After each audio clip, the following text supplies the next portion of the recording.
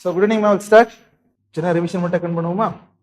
சரி, நமக்கு முதல்லமா அரசியல் நிர்ணய சபை நமக்கு வேணும் அப்படின்னு முதல்ல ஆங்கிலேயரிடமிருந்து கேட்ட நபர் யாருமா? எம்.என். ராய். Very good. அதே மாதிரிமா மொத்தமா எவ்வளவு நபர்கள்மா வரைவு குழுக்கு இறுதியா கையெழுத்து போட்டாங்க? டிராஃப்டிங் கமிட்டி கொண்டு வந்த ரெக்கமெண்டேஷனுக்கு கடைசி எவ்வளவு பேர் கையெழுத்து போட்டாங்க?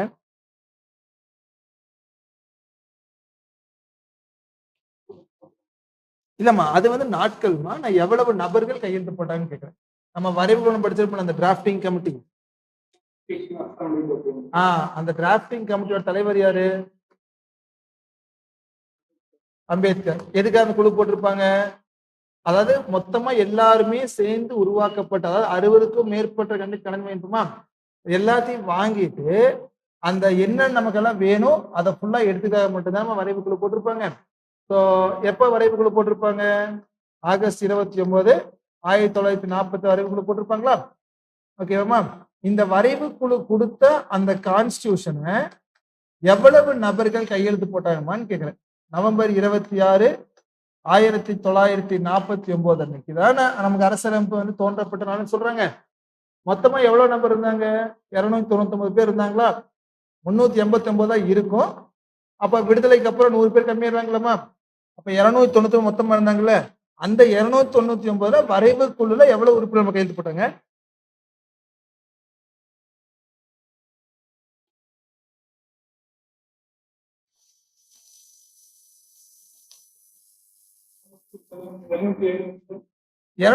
வந்துமா முதல் அரசியல் நிர்ணய சபையில மொத்தமா பங்கெடுத்தவங்க.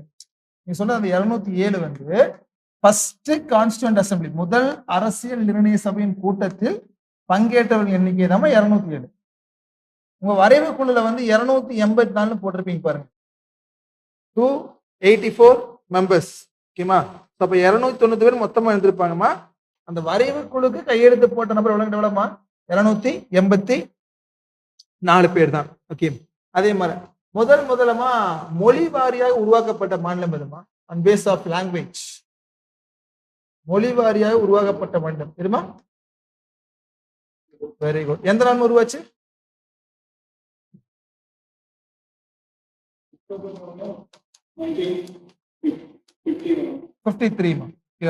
அக்டோபர் 1, 1953 நினைத்து என்ன மாநிலம் உருவாச்சுமா?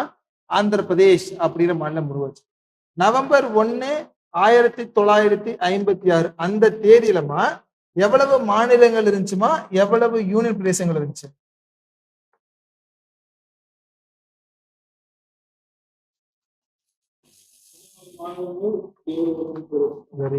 14 மாநிலங்களும் 7 யூனியன் பிரதேசம் இருந்துச்சு. ஓகேமா? அதுக்கப்புறம் ஃபசல் அலி குழு எப்பமா போட்டாங்க? ஃபசல் அலி கமிஷன்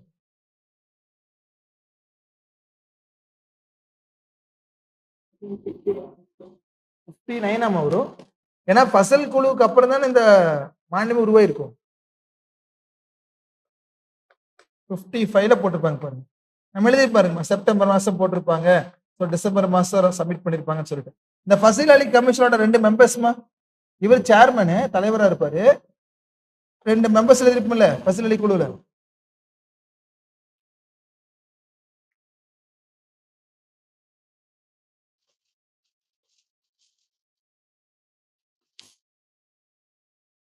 யாருமா?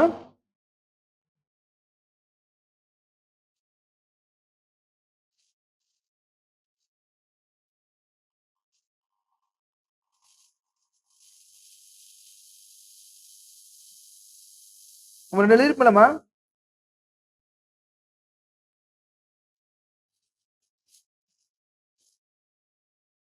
பணிக்கரும் குன்ஸ்ரோ எழுதிருப்பீங்களே. பணிக்கர் அண்ட் குன்ஸ்ரோ. ஸோ அந்த 2 வந்து மெம்பர்ஸா இருப்பாங்கம்மா. சேர்மன் யாரு? ஃபசல் அலி கமிஷன். கோவா எத்தனை மாநிலமா உருவாச்சு? 25வது மாநிலமா? குட். சிக்கிம் உருவாவதற்கு நமக்கு தேவைப்பட்ட அரசியலமைப்பு எதுமா? which amendment was added? எதுமா? எந்த சிக்கிம் வந்து எத்தனை மாநிலம் உருவாச்சு?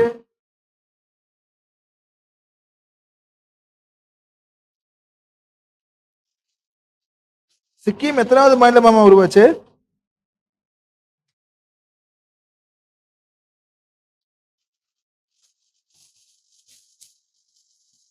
நம்ம எழுதிப்போம்ல,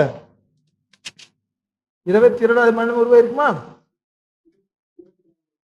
எந்த சட்ட திருத்தம் எழுதிருப்போம்? Very good. 36 amendment act 1975. ஓகேமா, அப்பதான் சிக்கிம் மாநிலம் உருவாச்சு நமக்கு. குட். அதே மாதிரி எந்த அரசியல் அமைப்புல எந்த பகுதி நம்ம மகன கார்த்தான்னு சொல்லுவோம்? மகன கார்த்தா அப்படின்னு சொல்வது எந்த அரசியல் அமைப்பு? அரசியல் எந்த பகுதியை நாம் மகன கார்த்தா என்று அழைப்போம்?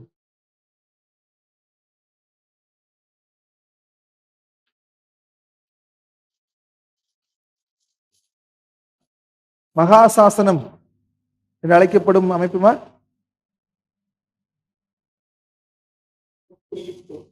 ஃபண்டமெண்டல் ரைட்ஸ், அடிப்படை கடமைகளை தான், உரிமைகளை தான் நம்ம என்ன சொல்லுவோம்? மகன கார்த்தான்னு சொல்லுவோம். அதே மாதிரி எதமா அடையாள அட்டைன்னு சொல்லுவோம்? Identity card. Very good. So முகவுரியை தாம நம்ம அடையாள அட்டைன்னு சொல்லுவோமா? குட். அதே மாதிரி ஓகே, எந்த ஆர்டிகல் டு எந்த ஆர்டிகல் குடியுரிமை பத்தி சொல்லும்? சிட்டிசன்ஷிப் பத்தி சொல்றது ஆர்டிகல் 5 to 11. எந்த பகுதி ஆப்வியஸா?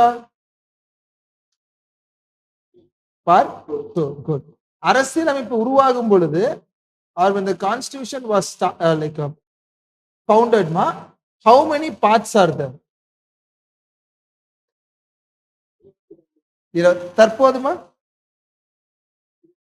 25 பகுதி. Very good. அரசியல் அமைப்பு உருவாகும் பொழுது அட்டவணை 8. பிரசன்டாமா 12. ஓகே. அட்டவணை 11 என்னமா சொல்லுது? எந்த சட்டத்தில் ஆட் பண்ணாங்க?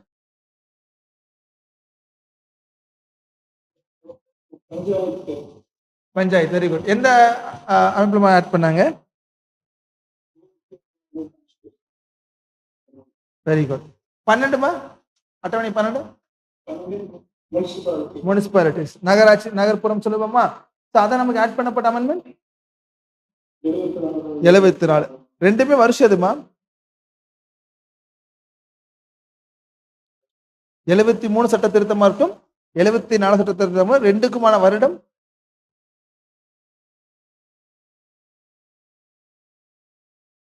எந்த வருஷம் ஆட் பண்ணாங்க?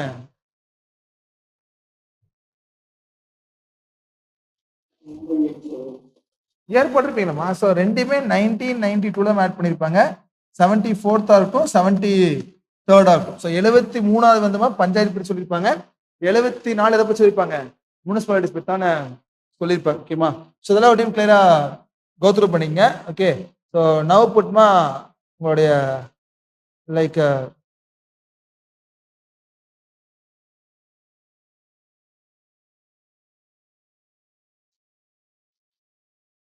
ஓகே.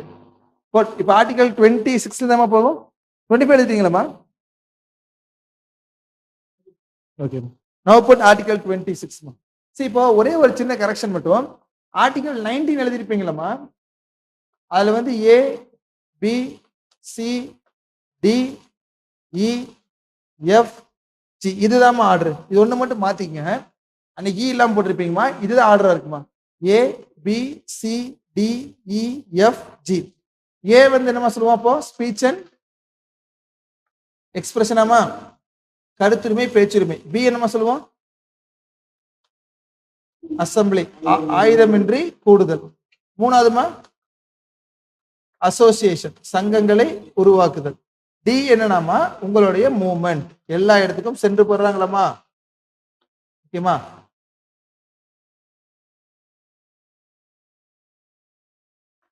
இதுதான்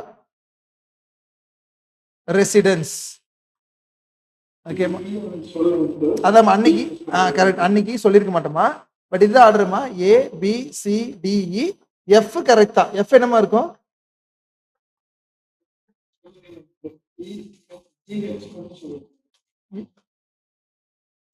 19F இல்லைன்னு போட்டிருப்பீங்க பாருமா, ரைட் டு ப்ராப்பர்ட்டி இருந்துச்சு, அது தூக்கி போட்டிருப்பீங்க பாருங்க, தான் போட்டிருக்க மாட்டீங்க. இப்போ நாட்டுறாங்க 19F எடுத்துட்டாங்களம்மா. இதுதான் ஆர்டர், இது மட்டும் மாத்திக்கங்க, இது ப்ரொஃபஷன். இல்ல நீங்க அன்னைக்கு எழுத அதே தான். அன்னைக்கு என்ன எழுதிருப்பீங்கன்னா ABCDE எழுதாம FGH போட்டிருப்பீங்க, கரெக்டா? அப்படி போட்டிருப்பீங்கம்மா. இதை மட்டும் மாத்திங்க. A வந்து கருத்துரிமை பேச்சுரிமை, B வந்து ஆயுதமின்றி கூடுதல்மா, C வந்து சங்கங்கள் உருவாக்குதல், D வந்து நம்ம எந்த இடத்துக்கு வேணாலும் போகலாம் வரலாம், E வந்துமா இருப்பிடம், F வந்து சொத்துரிமை தான். இப்பவும் அந்த F அப்படி நமக்கு கிடையாதுமா. அப்ப கடைசி என்ன கொடுத்துருப்பாங்க? G. ஸோ ஜீனா ப்ரொஃபஷன். இந்த சொத்துரிமை நமக்கு எடுத்த சட்ட திருத்தமா? எந்த சட்ட திருத்தின் அடிப்படையில் சொத்துரிமை என்பது எடுக்கப்பட்டுச்சு?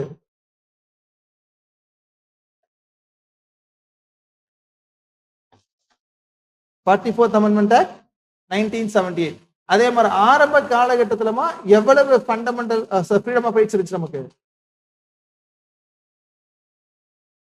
எவ்வளவு லைக் ஃபண்டமெண்டல் ரைட்ஸ் இருந்துச்சுமா? Very good. 7 இருந்துச்சு. அதுக்கப்புறம் 6 மாத்திட்டாங்களா? ஆர்டிகல் 31 என்னவா சொல்லுச்சு நமக்கு? ரைட் டு ப்ராப்பர்ட்டி இருந்துச்சுலமா, அதை எடுத்துட்டு அதுக்கு பதிலா எந்த ஆர்டிகல் ஆட் பண்ணிட்டாங்க? 300A. விதி 12 இருந்து 35 இருந்தால் மட்டும்தான் என்ன ரைட்ஸ்மா? Fundamental rights. மிச்சம் என்ன ரைட்ஸ் தான்? Legal rights. எய்தர் சட்ட உரிமைன்னு சொல்லலாமா, இல்ல கான்ஸ்டிடியூஷனல் ரைட்ஸ், அரசியல் அமைப்பு உரிமைகள் சொல்லலாம். இப்ப இந்த ரெண்டுக்கு என்ன சார் டிஃபரன்ஸ்? என்னமா? 78மா, 1978மா. 44வது அரசியலமைப்பு திருத்த சட்டம் எப்படினாமா 1978 வரும். அந்த 78 சட்ட திருத்தல் தாமா 19F எடுத்திருப்பாங்க, விதி 31ஐயும் 300A மாத்திருப்பாங்க. ஆனா 19F ஆகட்டும் 31 ஆகட்டும் ரெண்டுமே எந்த உரிமை பத்தி தான் சொல்லுவோம்? சொத்துரிமை பத்தி தான் நமக்கு சொல்லும். அப்ப இன்னைக்குமா ஒரு கேள்வி வந்து உங்களுக்கு கேட்கறாங்க, சொத்துரிமை என்பது நம்ம அடிப்படை உரிமைன்னு கேட்டா எஸ்ஸா நோவா? சொத்துரிமை நம்ம அடிப்படை உரிமை கிடையாது, அது என்ன உரிமைதான்? நார்மல் சட்ட உரிமை தான். இப்ப என்ன சார் இந்த ஃபண்டமெண்டல் ரைட்ஸ்க்கு டிஃபரன்ஸ்னாமா, உங்களது அடிப்படை உரிமை பாதிக்கப்பட்டால் நீங்கள் எங்கம்மா நேரடியாக செல்லலாம்? If any of your fundamental rights get affected, you can directly go to very good. உச்ச நீதிமன்றமே நேரடியாக செல்லலாம்.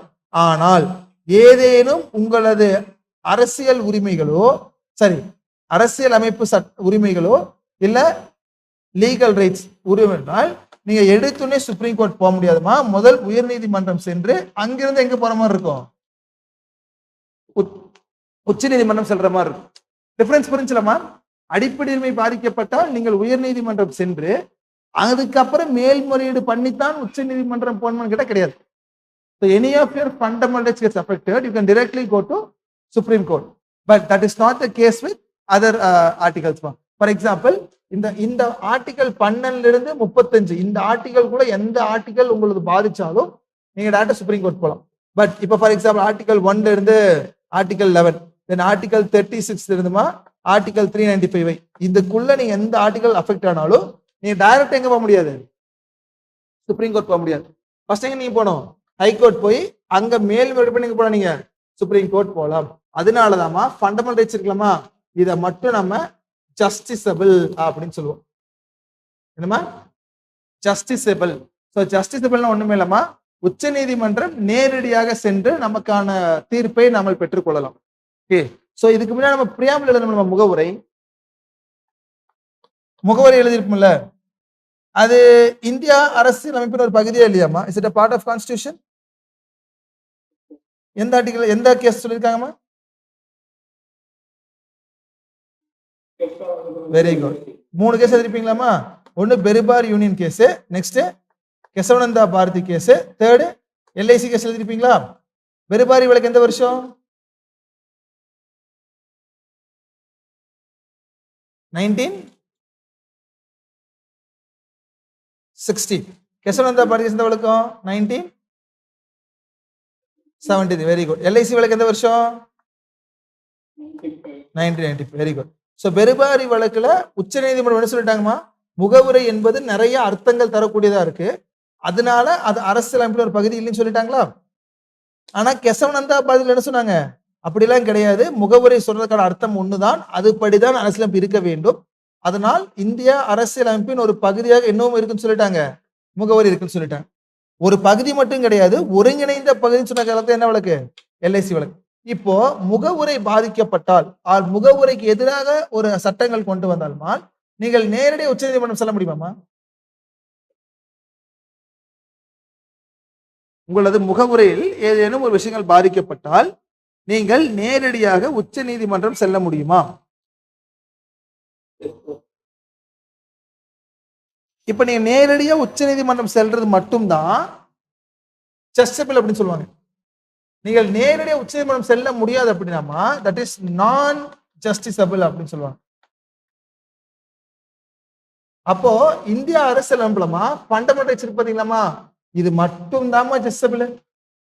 which means அடிப்படை உரிமை பாதிக்கப்பட்டால் மட்டும்தான் நீங்கள் நேரடியாக உச்ச நீதிமன்றம் செல்ல முடியுமே தவிர வேற எந்த அமைப்பில் எந்த விஷயங்கள் பாதிக்கப்பட்டாலும் நீங்கள் நேரடியாக செல்ல முடியாது, உச்ச நீதிமன்றம் செல்ல முடியாது.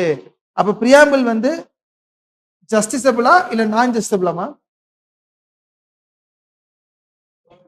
அவ்வளவுதான், சிம்பிளஸ்ட் லாஜிக். ஓகேமா, நம்ம பின்னாடி எழுதக்கூடிய டிபிஎஸ்பி நம்ம படிப்போம், அந்த டிபிஎஸ்பியும் நான் ஜஸ்டிசபிள் தான்.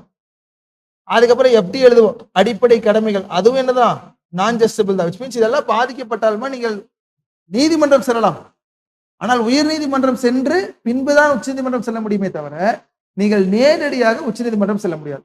எது பாதித்தால் மட்டும்தான் நீங்க உச்ச நீதிமன்றம் செல்ல முடியும், உங்களது அடிப்படை உரிமைகள் பாதிக்கப்பட்டால் மட்டும்தான் நீங்கள் நேரடியாக உச்ச நீதிமன்றம் செல்ல முடியும். ஓகேமா, சொல்ல கொஞ்சம் இது ஒன்றை மட்டும் மாத்திக்கமா, இன்னைக்கும் ஏ பி சி டி இ இருக்குமா, எதுதான் இருக்காது, எஃப் தான் இருக்காது. ஓகேமா, ஸோ ஜி வந்து இருக்கு, ஆர்டர் கிளியரா போட்டு வச்சு. ஓகேவா, இப்போ நவ் புட்மா ஆர்டிகல் 26.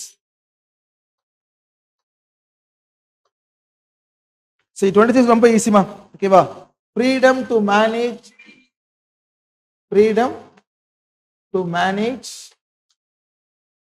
religious affairs.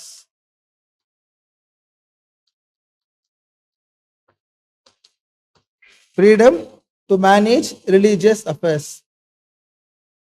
அதாவது சுதந்திரமாக சமய நிறுவனங்களை மேலாண்மை மேற்கொள்ளும் உரிமை. சுதந்திரமாக சமய சொத்துக்களையும் நிறுவனங்களையும்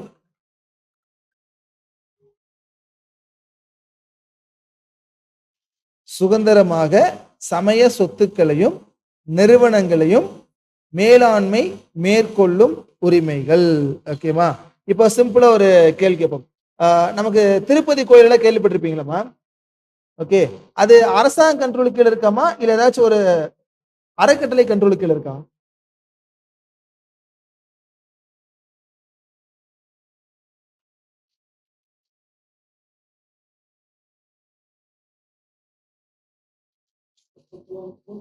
அறக்கட்டளை கீழே தான் இருக்கு. சோ திருப்பதி தேவசம் போர்டு அப்படின்னு சொல்லுவாங்கல்ல, அதே மாதிரி நமக்கு சபரிமலை கோயில் எடுப்போம், அதுவும் பண்ண ஒரு தேவசம் போர்டு தான். நம்ம எல்லாமே நம்ம சிம்பிளா வீட்டு பக்கத்துல கூட நமக்காக கூட சின்ன சின்ன கோயில் எடுக்கலாம். ஸோ நிறைய கோயில்கள் வந்துமா ஃபார் எக்ஸாம்பிள் அரசாங்கத்தோட கண்ட்ரோலுக்கு கீழே இருக்காது, சில கோயில்கள் எல்லாமே ஒரு அறக்கட்டளை கீழேயோ ட்ரஸ்டி கீழேயோ தான் இருக்கும். ஸோ அப்ப அந்த மாதிரி அறக்கட்டளைகள் அந்த கோயிலுக்கு என்னென்னலாம் பண்ணலாம் முடிவு பண்றாங்களா, அதுக்கான ஆர்டிகல் தாமா ஆர்டிகல் 26. அதான் ஃப்ரீடம் டு மேனேஜ் வாட்மா ரிலீஜியஸ் அஃபேர்ஸ். ஃபார் எக்ஸாம்பிள் எந்த டைம் கோயில் திறக்கலாம், எந்த டைம் கோயிலை க்ளோஸ் பண்ணலாம், எப்ப ஓபன் பண்ணலாம், எப்ப பிரசாதம் தரலாம், இது எல்லாமே வந்துமா அரசாங்கம் முடிவெடுக்க மாட்டாங்க, அந்த கோயில் நிர்வாகங்கள் பண்ணக்கூடிய அந்த அறக்கட்டளை முடிவெடுக்கிறதுக்கான அதிகாரத்தை கொடுப்பதுதான் ஆர்டிகல் 26 இருக்குமா. That's all freedom to manage what religious affairs. ஓகேமா, ரொம்ப சிம்பிளான ஆர்டிகல்ஸ் தான். Then article 27. அப்ப இப்ப சொல்லுங்களேன், ஒரு கேள்வி கேட்போம், ஆர்டிகல் 25 என்னமா சொல்லுச்சு?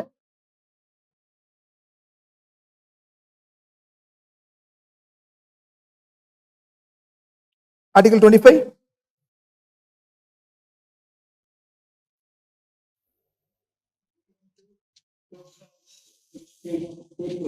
Very good. சோ மனசாட்சிக்கு உட்பட்டு நீங்க எந்த மதத்தை வேண்டாலும் வணங்கலாம் பின்பற்றலாம் அப்படி சொல்லியிருக்காங்களாமா. ஓகே, இப்போ இந்த ரெண்டு ஆர்டிக்கலை பயன்படுத்தி தாமா உச்ச நீதிமன்றத்துல ஒரு வழக்கு வந்துச்சுமா, சபரிமலைக்குள்ள பெண்கள் போலாமா வேண்டாமான்னு சொல்லிட்டு. ஓகே, இப்ப நீங்க சொல்லுங்களேன், ஆர்டிகல் 25 பைசா மைண்ட்ல வச்சுங்க, ஆர்டிகல் 26 மைண்ட்ல வச்சுங்க. இந்த 2 ஆர்டிகலையும் மைண்ட்ல வச்சுட்டு இன்னைக்கு ஒரு பெண்கள் சபரிமலைக்குள்ள போலாமா வேண்டாமா? வாட் இஸ் ஆர்டிகல் 25 செய்? மனசாட்சிக்குட்பட்டு எந்த மதத்தை வேண்டுமானாலும் நீங்கள் வணங்கலாம், வழிபடலாம், பின்பற்றலாம், பரப்பலாம். No restrictions. ஆர்டிகல் 25 கீழே. ஆனா விதி 20 என்ன சொல்றாங்க? அந்த மதம் சம்பந்தப்பட்ட விஷயங்களை நிர்வாகம் செய்வது அந்த அறக்கட்டளைக்கு அதிகாரம் இருக்கு சொல்றதான் ஆர்டிகல் 26. ஓகே, இப்ப சொல்லுங்களா மேம், பெண்கள் சபரிமலைக்குள்ள போலான்னு சொன்னது ஆர்டிகல் 25 இருக்குமா இல்ல 26 இருக்குமா?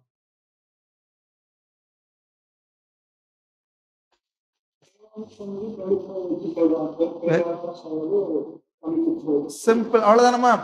இப்போ இங்க வந்துப்பா தேவசம் போர்டு, அதாவது சபரிமலை தேவசம் போர்டு ஒரு அறக்கட்டளை இருக்கு. அந்த அறக்கட்டளை தான் முடிவு பண்ணுவாங்க பெண்கள் உள்ள போலாமா வேண்டாமான்னு சொல்லிட்டு. ஆனா ஆர்டிகல் என்ன சொல்றாங்க? யாரு வேணாலும் உள்ள போலாம், யாரு வேணாலும் என்ன பண்ணலாம் சொல்றாங்களா? இப்ப பெண்கள் உள்ள போலான்னு சொன்ன வழக்கு தான் சபரிமலை வழக்குமா? இப்ப 25 ஆர்டிகல்ல பயன்படுத்தி கொடுத்திருப்பாங்க. அதை எதிர்த்து போட்ட கேஸ் இந்த ஆர்டிகல்மா ஆர்டிகல் 26. ஓகே, இப்ப நீங்க சொல்லுங்களேம்மா, நமக்கான முக்கியம் ஆர்டிகல் 25 ஆர்டிகல் 26 ஆமா?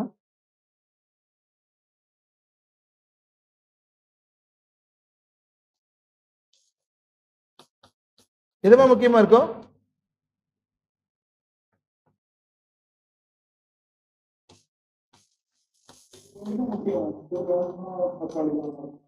Very good. ஏன்னா இதுல நமக்கு எதா ஒண்ணுதான் முக்கியம் விட முடியுமாமா? சோ இந்தியா வந்து ஒரு மதச்சார்பற்ற நாடா இருக்கக்கூடிய காரணத்தினால ஆர்டிகல் 25 நமக்கு முக்கியம் தான். மதச்சார்பற்றங்கிற காரணத்துக்காக யாரு வேணாலும் எதை வேணாலும் பண்ண முடியாதுன்னு சொல்ல ஆர்டிகல் ஆர்டிகல் தான் 26. அப்ப 2 ஆர்டிகல் என்னதாமா முக்கியமான ஆர்டிகல்ஸ் தான். ஓகேமா? தென் ஆர்டிகல் 27 போட்டுக்கோங்க. இப்போ நான் கோயிலை வந்து பெருசு பண்ணணும், நீங்க அது கட்டாயமா வரி கட்டணும்னு சொல்லிட்டு ஏதாச்சும் சட்டம் இருக்காமா? வரி கட்டணும் அப்படின்னு சட்டம் இருக்கா? அவ்வளவுதான். அதுதான் freedom from payment of taxes. ஒரு நபரா இருக்கக்கூடிய உங்கள்கிட்ட யாருமே வந்து வற்புறுத்தி நான் கோயில் கட்ட போறேன் வரி கொடுங்கன்னு சொல்லி கட்டாயப்படுத்தி வாங்கக்கூடாதுமா. பட் நீங்களா விருப்பப்பட்டு கொடுத்தால் அது பிரச்சனை கிடையாது. ஸோ கட்டாயப்படுத்தி ஒரு மத கூடங்களுக்கு வரியை வசூலிக்க கூடாதுன்னு சொல்றதான் ஆர்டிகல் 27. ஓகேமா? Then article 28.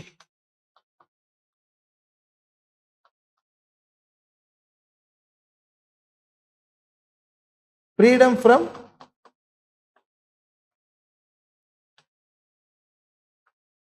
attending. தமிழ்ல போட்டு ஆர்டிகல் 27க்கு அரசானது எந்த ஒரு தனிப்பட்ட சமயத்தை வளர்க்கும் பொருட்டு, ஆர்டிகல் தமிழ் மீடியம் எழுதிங்க, அரசானது எந்த ஒரு தனிப்பட்ட சமயத்தை வளர்க்கும் பொருட்டு, எந்த ஒரு தனிப்பட்ட சமயத்தை வளர்க்கும் பொருட்டு அனைவரின் மீதும் வரிகள் விதிக்க கூடாது. வரிகள் விதிக்க கூடாது. அப்ப கட்டாயப்படுத்தி உங்கள்கிட்ட என்ன பண்ணக்கூடாதுமா? வரி யாரும் வசூல் பண்ண கூடாது. அதான் ஆர்டிகல் 27. ஓகேமா? இப்ப ஆர்டிகல் 28 போடுங்க. Freedom from attending religious instruction அப்படின்னா ஒண்ணுமே இல்லமா. இன்னைக்கு நம்ம அரசாங்க பள்ளிகள் எடுப்போம். அரசாங்க பள்ளிகள்ல வந்து பகவத்கீதா ஆர் ஹிந்து சமயப்பட்ட ஒரு பாடலை பாடலாமாமா மார்னிங் பிரேயர்ல?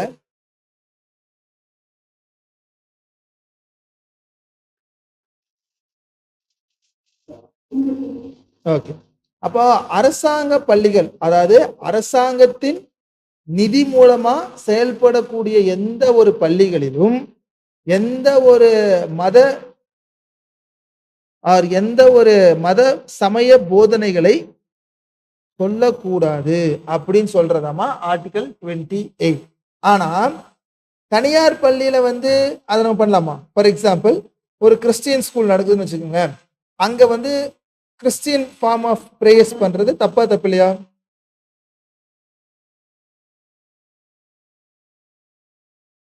அவ்வளவுதான்.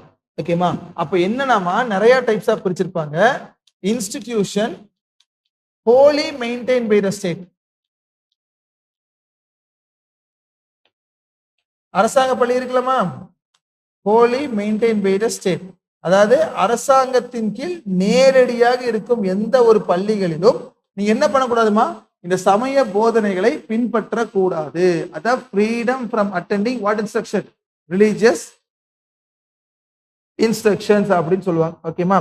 இப்போ நம்ம நிறைய பள்ளிகள் பார்த்தீங்கன்னா அரசாங்க உதவி பெறும் கூட பள்ளியா இருக்கும். இது கம்ப்ளீட்லி கவர்மெண்ட் ஸ்கூல்ஸ். சில ஸ்கூல்ஸ் கவர்மெண்ட் எய்டட் ஸ்கூல்ஸ் அப்படின்னு சொல்லுவாங்க. அரசாங்கத்தோட நிதி பெற்று செயல்படக்கூடிய பள்ளியா இருக்கும். அங்க சமய போதனை இருக்கலாமா இருக்கக்கூடாதா?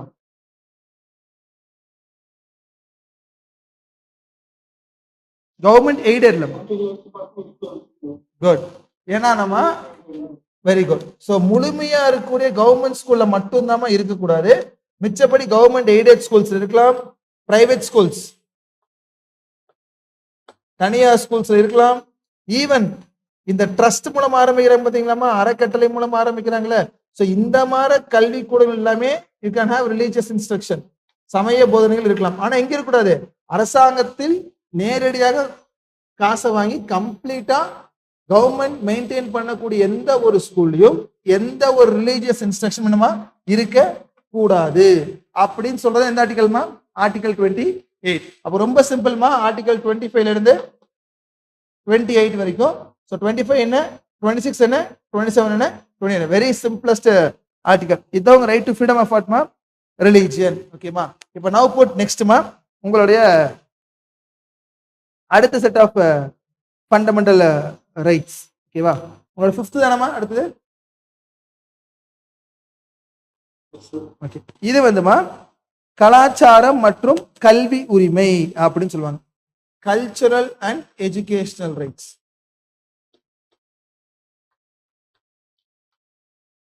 கலாச்சாரம் மற்றும் கல்வி உரிமை. So cultural and educational rights. ஓகேமா? அதில் ஃபர்ஸ்ட் புட் ஆர்டிகல் 29. இது 2 ஆர்டிகல் தானே இருக்கும். 29, 30 இருக்குமா? அப்ப ஆர்டிகல் 29 என்னன்னு போட்டுங்க. ரொம்ப சிம்பிள் தான். Protection of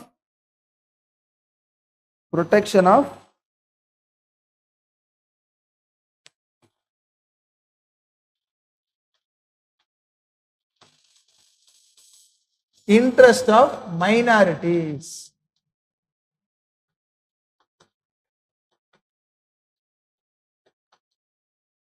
Protection of interest of minorities. ஒண்ணுமே இல்லமா, இந்த சிறுபான்மையினுடைய மொழி, அவங்களுடைய வடிவம், அவங்களுடைய கலாச்சாரம், இது எல்லாம் பாதுகாக்கணும் அப்படின்னு சொல்ற ஆர்டிகல் தாமா ஆர்டிகல் 29. ஓகேவா? So they have to protect the language, script, culture, இது எல்லாரும் பாதுகாக்கணும் இல்லமா?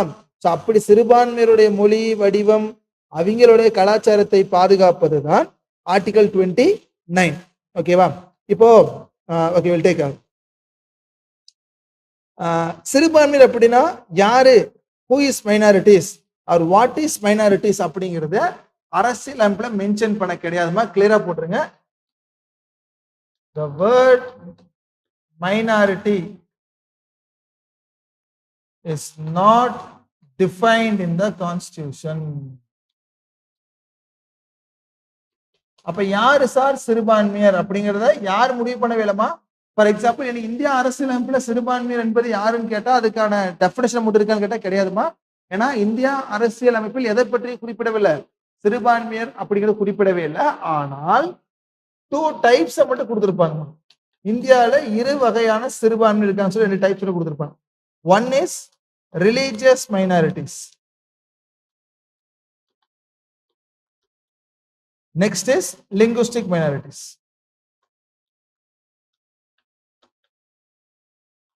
So ஒண்ணுமா மத வாரி சிறுபான்மையர்கள், நெக்ஸ்ட் யாருமா மொழி வாரி சிறுபான்மையர்கள். ஓகேவா? இப்போ இந்தியாவில அரசியலமைப்புலமா எந்த வார்த்தையை பத்தி குறிப்பிடவே இல்லை, மைனாரிட்டி அப்படிங்கிற வேர்டை அங்க மென்ஷன் டிஃபைன் பண்ணவே கிடையாதுமா. which means what is minority or who is mention பண்ணவே கிடையாது. ஆனால் 2 வகை மட்டும் கொடுத்திருப்பாங்க. ஸோ இந்தியாவில் 2 வகையான சிறுபான்மையர் இருக்காங்க. ஒன்னு வந்து மதவாரி சிறுபான்மையர்மா, நெக்ஸ்ட் யாருமா, மொழிவாரி சிறுபான்மையர்கள். ஓகேவா? Now will take this simplest thing. இதுல ஒன்னு வந்துமா சென்டர் ஃபுல்லா வச்சு முடிவு பண்ணுவாங்க, இன்னொன்னு வந்து ஸ்டேட்டை வச்சு முடிவு பண்ணுவாங்க.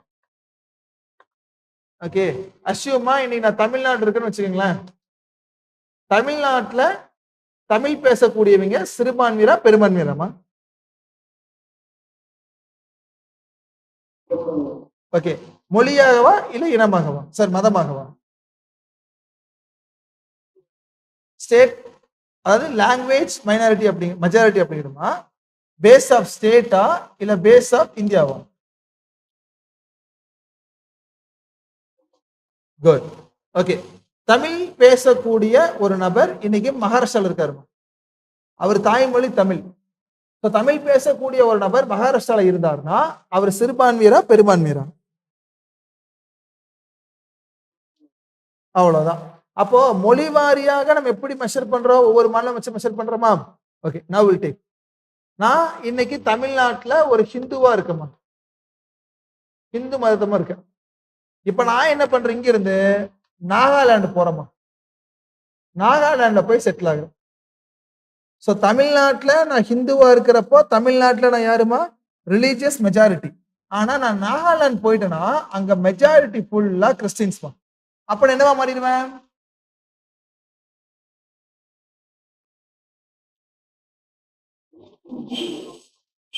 இல்லம்மா, இங்க தமிழ்நாட்டுல நான் ஹிந்துவா இருக்கேன் மெஜாரிட்டி, நான் நாகாலாந்து போயிடுறேன், அங்க ஃபுல்லா கிறிஸ்டின்ஸ் தான் மெஜாரிட்டி. அப்ப என்ன மாறிடுமா, பேசா மைனாரிட்டியா மாறிடும்லமா? அப்போ இந்தியால ஹிந்துஸ் எல்லாம் என்னமா,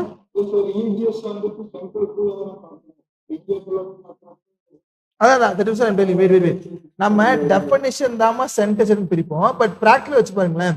என்னதான் வந்து இந்தியா ஃபுல்லா ஹிந்துஸ் பெரும்பான்மையா இருந்தாலும் நான் நாகாலாந்து அப்படின்ற இடத்துக்கு போனாலோ இல்ல கோவா அப்படிங்கிற மாநிலத்துக்கு போனாலோ இல்ல ஜம்மு அண்ட் காஷ்மீர் அப்படிங்கிற மாநிலத்துக்கு போனாலோ, ஈவன் மேகாலயா, மிசோரம், நாகாலாந்து இந்த மாதிரி எந்த ஒரு நார்த் ஈஸ்டர்ன் ஸ்டேட்ஸோ இல்ல கோவா போன்ற மாநிலமோ ஜம்மு அண்ட் காஷ்மீர் போன்ற மாநிலமோ போனா அங்க பேசக்கூடிய மொழியும் வேற மாதிரிதான் இருக்கும், அங்க இருக்கக்கூடிய ரிலீஜனும் வேற மாதிரிதான் இருக்கும். அதாவது நம்ம கால்குலேஷனுக்கு பிரிக்கிறப்ப சென்டென்ஸ் பிரிச்சுக்கிறோம். This for definition. புக்ல நம்ம படிக்கிறப்ப இந்த மாதிரி படிச்சுக்கோ, தியரட்டிக்கலா நம்ம படிச்சுக்கலாம், இதான் உண்மை தியரட்டிக்கலாம். ஆனா பிராக்டிகலா வச்சு பாருங்களேன். தமிழ்நாட்டுல தமிழ் பேசக்கூடிய ஒரு ஹிந்து இந்தியால மெஜாரிட்டி தான், நோ டவுட், ரிலிஜியன் பேஸ்ட பாக்குறப்போ. அவரு வேற மாநிலத்துக்கு போயிட்டாருன்னா லிங்குஸ்டிக் மைனாரிட்டியா மாறுறதுக்கு வாய்ப்பு இருக்கு. At the same time Goa போறாரு இல்ல ஜம்மு அண்ட் காஷ்மீர் போறாரு இல்ல நாகாலாந்து போறாரு, என்ன மாறுக்கு வாய்ப்பு இருக்கு, ரிலீஜியஸ் மைனாரிட்டியா மாறுக்கு வாய்ப்பு இருக்குல்லமா? அப்போ சிறுபான்மையர் அப்படிங்கிற ஒரு கேட்டகரி யாருங்கிறது நமக்கு தெரியுமான்னு கேட்டா நமக்கு தெரியாதுமா. ஏன்னா அப்படிங்கிறது யாரும் மென்ஷன் பண்ணவே இல்லை, இந்தியன் கான்ஸ்டிடியூஷன் இந்திய அரசு மென்ஷன் பண்ணவே கிடையாது. அப்போ ஜல்லிக்கட்டு ஒரு பிரச்சனை தெரியுமாமா? கேள்விப்பட்டீங்களா? ஒரு பெரிய கலர் நினைச்சிருமா ப்ரொடெஸ்ட் ஆமாவா இல்லையா?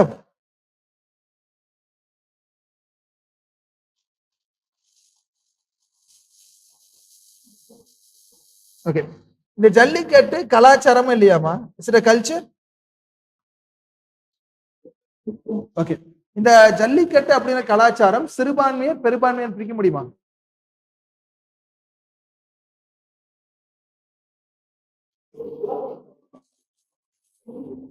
பொதுவா ஜல்லிக்கட்டு அப்படிங்கிற விஷயம் வந்து எந்த டைப் ஆஃப் ரிலீஜன் அதிகமா பயன்படுத்துறாங்கன்னு கேட்டா நமக்கு ஹிந்துஸ் தான் நிறைய பயன்படுத்துற மாதிரி இருக்கும், இதான் ஜெனரல் பெர்செப்ஷன். ஓகேமா?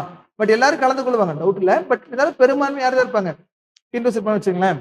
இப்போ ஜல்லிக்கட்டுக்கு தடை விதித்த பொழுதுமா ஜல்லிக்கட்டு வந்து ஒருத்தரோட கலாச்சாரம், அதற்கு தடை விதிக்க கூடாது, அதை நாம் ஃபாலோ பண்ண விடுங்கன்னு சொன்ன ஆர்டிகலே ஆர்டிகல் 29 தான். அப்ப இந்த இடத்துலமா கலாச்சாரத்தை பாதுகாக்கணும், அவனோட மொழியை பாதுகாக்கணும், அந்த மொழியின் வடிவத்தை பாதுகாக்கணும், யாரோடது, மைனாரிட்டிஸ். அப்ப இந்த இடத்துல ஆர்டிகல் 29 பொறுத்த வரைக்கும் ஹிந்துஸ் வர வாய்ப்பு இருக்கா? வாய்ப்பு இருக்காமா?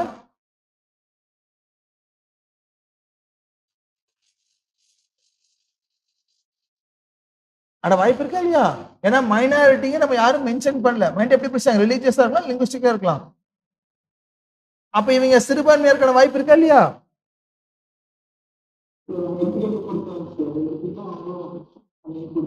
என்னமா அதான் சொல்றேன். அதனால சொல்றேன். ஏன்னா நம்ம மைனாரிட்டி ரெண்டத்தையும் பிரிச்சிருக்காங்க. ஓகே, சோ ஒன் என்னமா நம்ம நீங்க கேக்குறது பிரேக் ஆகுது.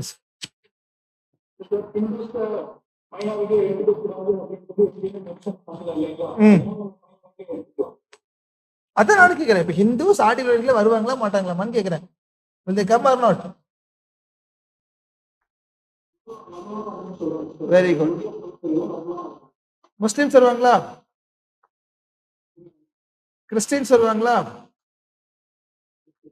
ஜெயின்ஸ் வருவாங்களா? ஷீக்ஸ், புத்திஸ்ட்,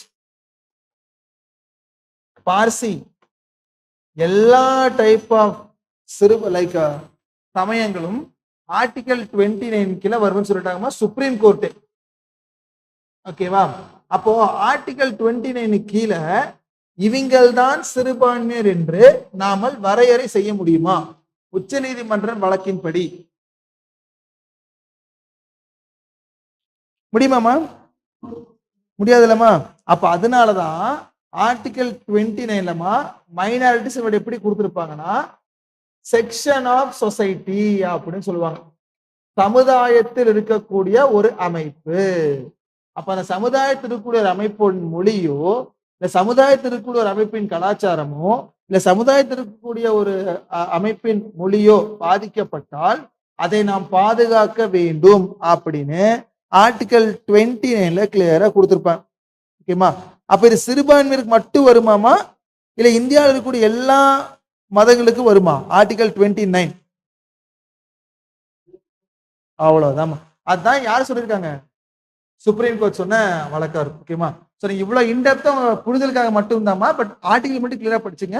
அந்த சிறுபான்மையர் அப்படின்னு சொன்னால் டோன்ட் கன்ஃபியூஸ். ஒரு மதம் வச்சுக்காதீங்கமா, எல்லாத்துக்குமே உள்ள வந்துருவாங்க. ஏன்னா இந்தியாவிலே இருக்கு யாரு சிறுபான்மையர் என்று நமக்கு அரசியல் அமைப்பில் ஒரு டெஃபினேஷன் கொடுக்கலாம், பட் ரெண்டா மட்டும் பிரிச்சிருப்பாங்க. ஸோ ரிலீஜியஸா பிரிச்சிருப்பாங்கம்மா, லிங்குவிஸ்டா பிரிச்சிருப்பாங்க. ஓகேவா? This is article 29. ஓகேமா? Then put article 30. விதி 30. Right of minorities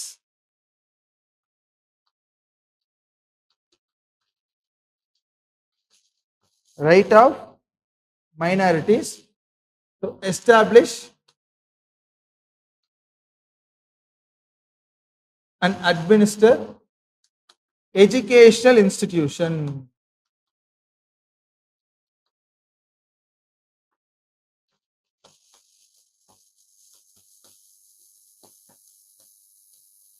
Educational institutions.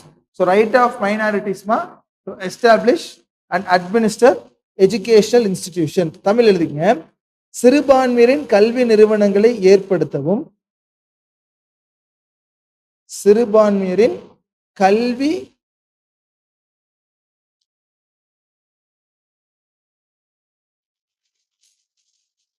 நிறுவனங்களை ஏற்படுத்தவும் அதை நிர்விக்கவும் உரிமை வழங்குகிறது.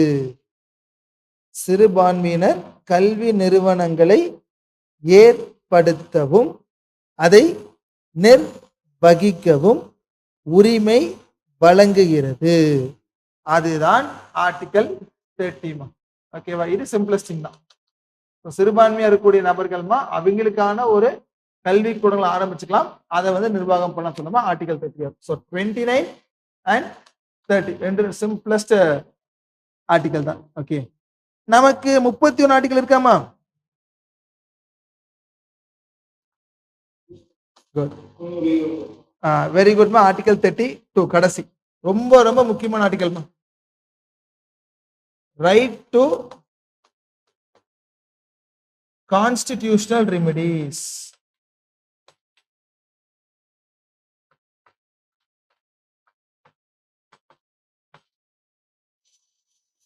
அரசியல் அமைப்புக்குட்பட்டு தீர்வு காணும் உரிமை அப்படின்னு சொல்லுவாங்க. அரசியல் அமைப்பிற்கு உட்பட்டு தீர்வு காணும் உரிமை.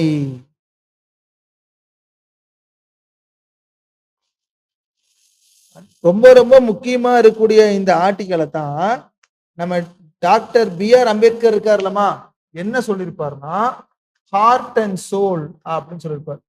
இதயம் மற்றும் ஆன்மா என்று அழைக்கப்படக்கூடிய ஆர்டிகல் எந்த ஆர்டிகல்மா? ஆர்டிகல் 32. ஓகேவா? ஒண்ணுமே இல்லம்மா. இந்த விதி 30 என்ன சொல்கிறது? அரசியல் அமைப்புக்குட்பட்டு தீர்வு காணும் வழிமுறைகள். ஃபார் எக்ஸாம்பிள், உங்களுடைய எந்த ஒரு அரசியல் அமைப்பு பாதிக்கப்பட்டாலும், which means any of your fundamental rights, அடிப்படை உரிமைகள் பாதிக்கப்பட்டால் நாம நேரடி எங்க செல்லலாம்? உச்ச நீதிமன்றம் செல்லலாமலமா? அப்படி உச்ச நீதிமன்றம் நேரடியா செல்லலாம் அப்படின்னு சொல்ற ஆர்டிகல் தான் ஆர்டிகல் 32 அப்படின்னு சொல்லுவாங்க. அப்ப முக்கியமா இல்லையாமா? ரொம்ப முக்கியமான ஆர்டிகல் தானே.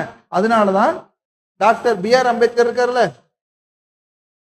அவர் என்ன சொல்லியிருப்பாரு? இந்த ஆர்டிகல் 32 தான் இந்தியா அரசியல் அமைப்பின் இதயம் மற்றும் ஆன்மா என்று சொல்லியிருப்பாரு. ஓகேமா? ஆர்டிகல் 32 பயன்படுத்தி உச்ச நீதிமன்றம் உங்களது அடிப்படை உரிமைகளை பாதுகாக்கலாம். அதே மாதிரிதாமா ஆர்டிகல் 226 பயன்படுத்தி உங்களுடைய ஹைகோர்ட் இருக்குல்லமா, உயர் நீதிமன்றமும் உங்களது அரசு அடிப்படை உரிமைகளை பாதுகாக்கலாம் அப்படி சொல்லுவாங்க. கிளியரா போட்டுருங்க. Article 32 for supreme court, article 226 for what கோர்ட்மா? High courts. ஓகேமா?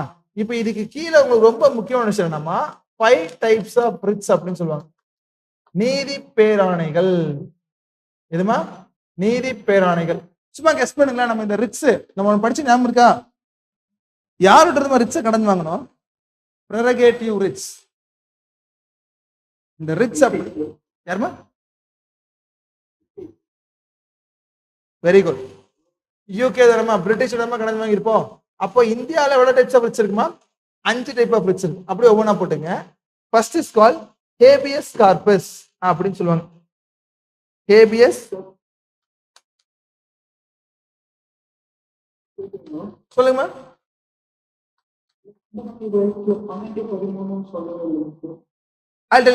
இப்ப இது போட்டுருங்க. Boat habeas corpus. இத தமிழ் என்னமா சொல்லுவீங்க?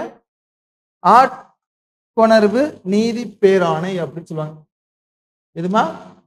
ஆட்கொணர்வு நீதி பேராணை. நம்ம நிறைய படத்திலேயே பார்த்துருக்கோம்லமா.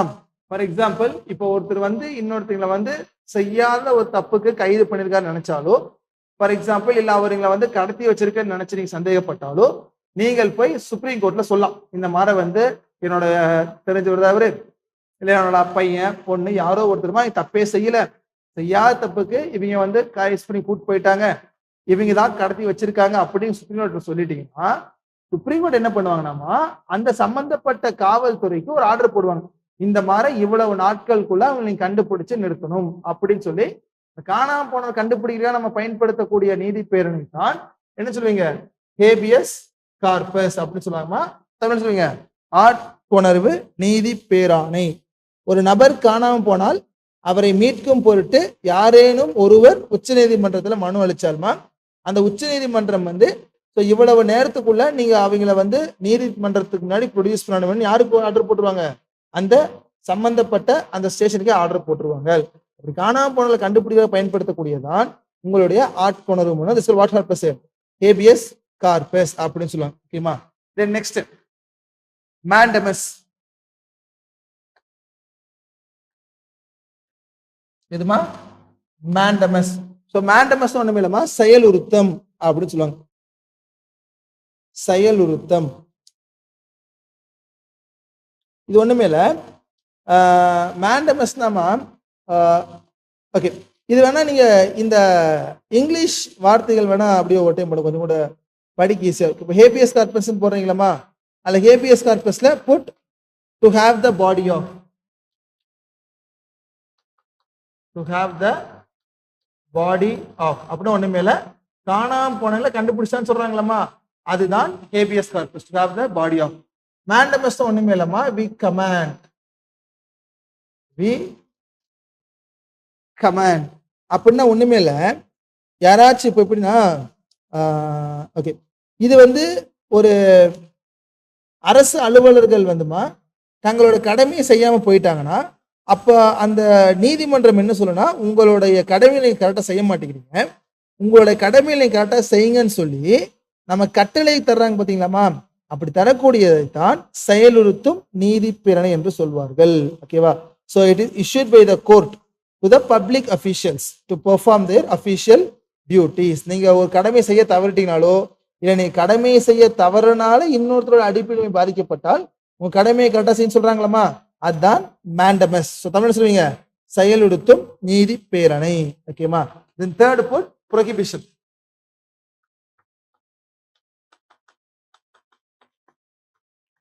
ப்ரோஹிபிஷன் ஒண்ணுமே இல்லமா, இங்கிலீஷ்ல வந்து forbid அப்படின்னு சொல்லுவாங்க. So forbid. ஸோ ப்ரோஹிபிஷன் என்னமா, forbid அப்படின்னா தடையுறுத்தும் நீதி பேராணை.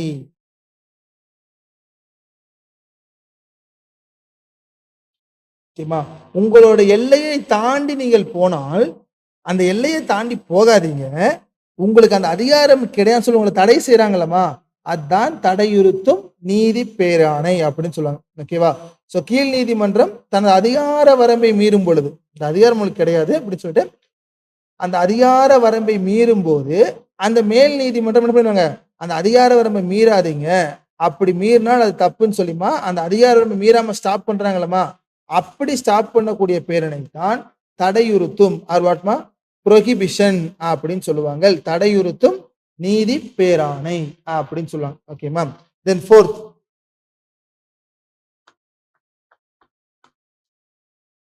செர்டியோரரி. வாட்மா?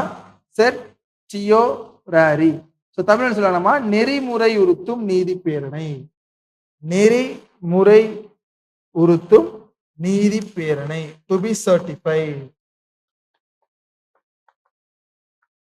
நெறிமுறையுறுத்தும் நீதி பேரணை அப்படின்னா ஒண்ணுமே இல்ல, இப்போ உங்கள்கிட்ட வேலை நிறைய இருக்கு. ஃபார் எக்ஸாம்பிள், நீதிமன்றமோ தனது அதிகார வரம்பை மீறி செயல்படாமல இல்ல சட்டத்திற்கு மாறாக நடவடிக்கை எடுத்தாலோ அதை வந்து பிறப்பிக்கிறதுக்கு நம்ம என்ன பண்றோம், அந்த ப்ரோஹிபிஷன் பயன்படுத்துறோமா. இப்ப என்ன சொல்றாங்க, உங்கள்கிட்ட நிறைய வழக்குகள் இருக்கு, ஒண்ணு அந்த வழக்கை நீங்களே முடிச்சிருங்க, இல்ல அந்த வழக்கு எங்ககிட்ட கொடுங்க, நாங்க அந்த வழக்கு எடுத்து விசாரிக்கிறோம் மேல் நீதிமன்றங்கள்ல சொல்றாங்க பாத்தீங்களாமா, அதுக்கு பயன்படுத்துறது தான் நெறிமுறையுறுத்தும் நீதி பேராணை. தமிழ் சொல்லுவாங்க செர்டியோ, இங்கிலீஷ்ல சொல்லுவாங்கம்மா செர்டியோ ராரி அப்படின்னு சொல்லுவாங்க. ஓகே, சோ கடைசி நீதி பேரணைமா குவா warranto.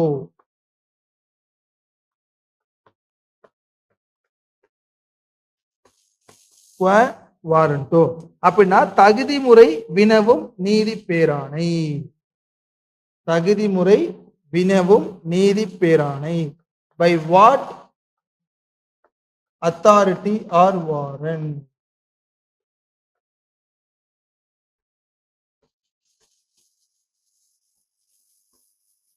By what authority or warrant. ஒண்ணுமே இல்ல, நீங்கள் போய் ஒரு அரசாங்க அலுவலகத்தில் உட்கார்றப்போ எனக்கு உங்க மேல சந்தேகமா இருக்கு. ஃபார் எக்ஸாம்பிள், நீங்க போய் ஒரு மருத்துவரா போய் ஒரு ஹாஸ்பிட்டல் உட்காந்துருக்கீங்க, பட் நீங்க கொடுக்கக்கூடிய ட்ரீட்மெண்ட் எல்லாம் பாக்குறப்போ நீங்க கரெக்டா படிச்சுதான் உள்ள வந்தீங்களா அப்படின்னு எனக்கு சந்தேகம் வந்துச்சுன்னா நான் போய் கோர்ட்ல கேஸ் பண்ணலாம், எனக்கு இவர் மேல வந்து ஒரு தகுதி மேல வந்து எனக்கு டவுட்டா இருக்கு அப்படின்னு சொல்றப்போ, அப்ப நீதிமன்றம் என்ன சொல்லுவாங்கன்னா, சரியான பதவிக்கு சரியான தகுதிகள் நபர்ந்தனா அப்படி இருக்காங்களான்னு சொல்லி செக் பண்ணி பார்ப்பாங்க. அப்படி செக் பண்ணி பார்க்கக்கூடிய நீதி பேரணை தான் தகுதி முறை வினவும் நீதி பேராணை அப்படின்னு சொல்லுவாங்கம்மா.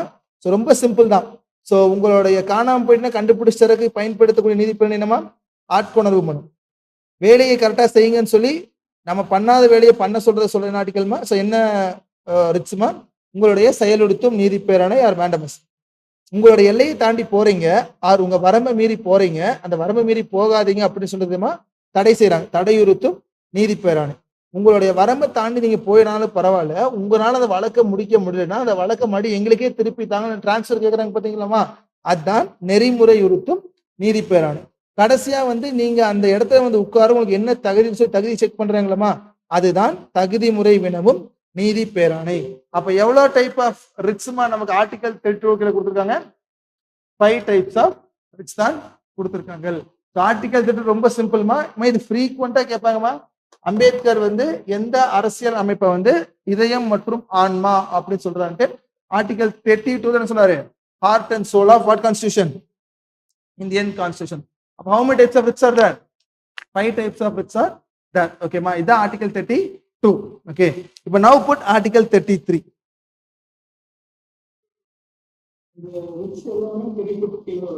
இது எல்லாமே 32 கீழே தான் வருமா? ரிட்ஸ் எல்லாம் 32 கீழே தான் வரும்.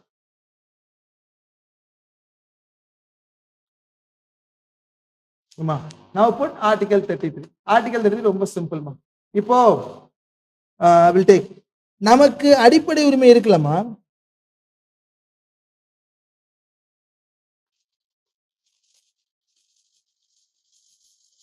நமக்கு அடிப்படை உரிமை இருக்கு இல்லையா? பேச்சுரிமை, கருத்துரிமை, நடமாடக்கூடிய எல்லா உரிமையுமே இருக்குல்ல. நமக்கு இருக்கக்கூடிய அதே அடிப்படை உரிமைகள் தான் இந்த ஆயுதப்படைகளோ இல்ல ராணுவ படைகளோ போலீஸ் படைகளோ இருக்குமா? இல்ல நம்மளுக்கு இவளுக்கு கம்மியா இருக்குமா? இப்ப நம்ம சிம்பிளா ஒரு கேள்வி கேட்போம். ஓகே, இப்போ நமக்கு சங்கங்கள் உருவாக்குறதுக்கு அடிப்படை உரிமை இருக்கா இல்லையா? ஓகே, இப்ப போலீஸ் எல்லாம் சேர்ந்து சங்கம் உருவாக்கலாமா? சங்கம் உருவாக்க முடியாது இல்லமா? ஓகே, அதே மாதிரிதான் நமக்கு பேச்சுரிமை, கருத்துரிமை இருக்கா இல்லையா? ஆனா அவங்களுக்கும் பேச்சுரிமை, கருத்துரிமை இருக்கும். ஆனா ஒரு போலீஸ் ஆபீசரோ இல்ல ஏதோ ஒரு அரசாங்க அதிகாரிகளோ அரசாங்கத்துக்கு எதிராக கருத்து பேச முடியுமா?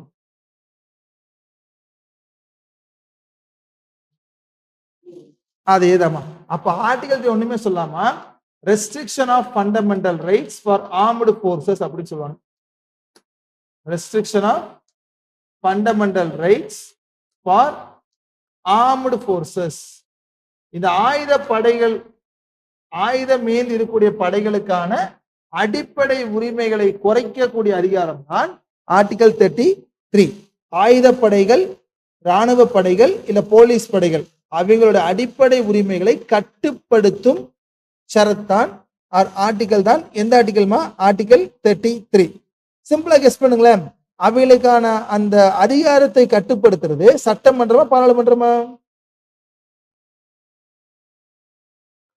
அவ்வளவுதான். அப்ப முன்னாடி போடுறீமா parliament can restriction of fundamental rights for what ஃபோர்ஸ்மா? Armed force. அதுதான் ஆர்டிகல் 33மா. ஓகேவா? 34 ஒண்ணுமே இல்லவா. இந்தியாவில இது வரைக்கும் அந்த விஷயம் நம்ம பயன்படுத்தவே இல்லை. நம்மளுடைய ஆர்டிகல் 34 என்ன சொல்லுதுன்னா, ராணுவ சட்டம் அமலில் இருக்கும் பொழுது அடிப்படை உரிமைகள் மீது கட்டுப்பாடுகள் ஏற்படுத்தலாம் அப்படின்னு சொல்லுவாங்க. ஓகேமா?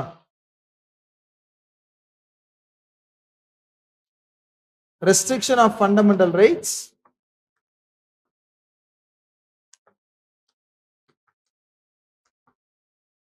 when military rule, ராணுவ ஆட்சி இருக்கும் பொழுது அடிப்படை உரிமைகளை என்ன பண்ணலாம்? கட்டுப்படுத்தலாம். அப்ப இது யார் தான் பண்ணுவாங்க? பார்லிமெண்டா சட்டமன்றமா? பாராளுமன்றம் தான் செய்வாங்க. ஓகேவா? இது வரைக்கும் ஆனா இந்தியால ராணுவ ஆட்சி கொண்டு வரவே கிடையாதுமா. ஆனா கிளியரா போட்டுருங்க, article 33 only for armed force. But article எல்லாத்துக்குமே இருக்குமா? உங்களுக்கு எனக்கு எல்லாத்துக்குமே இருக்கும். இன்கேஸ் ராணுவ ஆட்சி கொண்டு வந்துட்டால் நமக்கு பேச்சுரிமையோ கருத்துரிமையோ அந்த உரிமைகள் குறையறதுக்கான வாய்ப்புகள் இருக்கலாம். அப்படி உங்களை அடிப்படை உரிமைகளை ரெஸ்ட்ரிக்ட் பண்றாங்களா? அப்படி ரெஸ்ட்ரிக்ட் பண்றதுக்கு நம்ம யூஸ் பண்ணக்கூடிய ஆர்டிகல் தான் இந்த ஆர்டிகல்மா, ஆர்டிகல் 34. ஓகேவா? சரி, 35 உங்களுக்கு பெருசா தேவையில்லமா. 33, 34 படிச்சுன்னா போதும். ஓகேவா? சோ உங்களுடைய ஆயுதங்கள்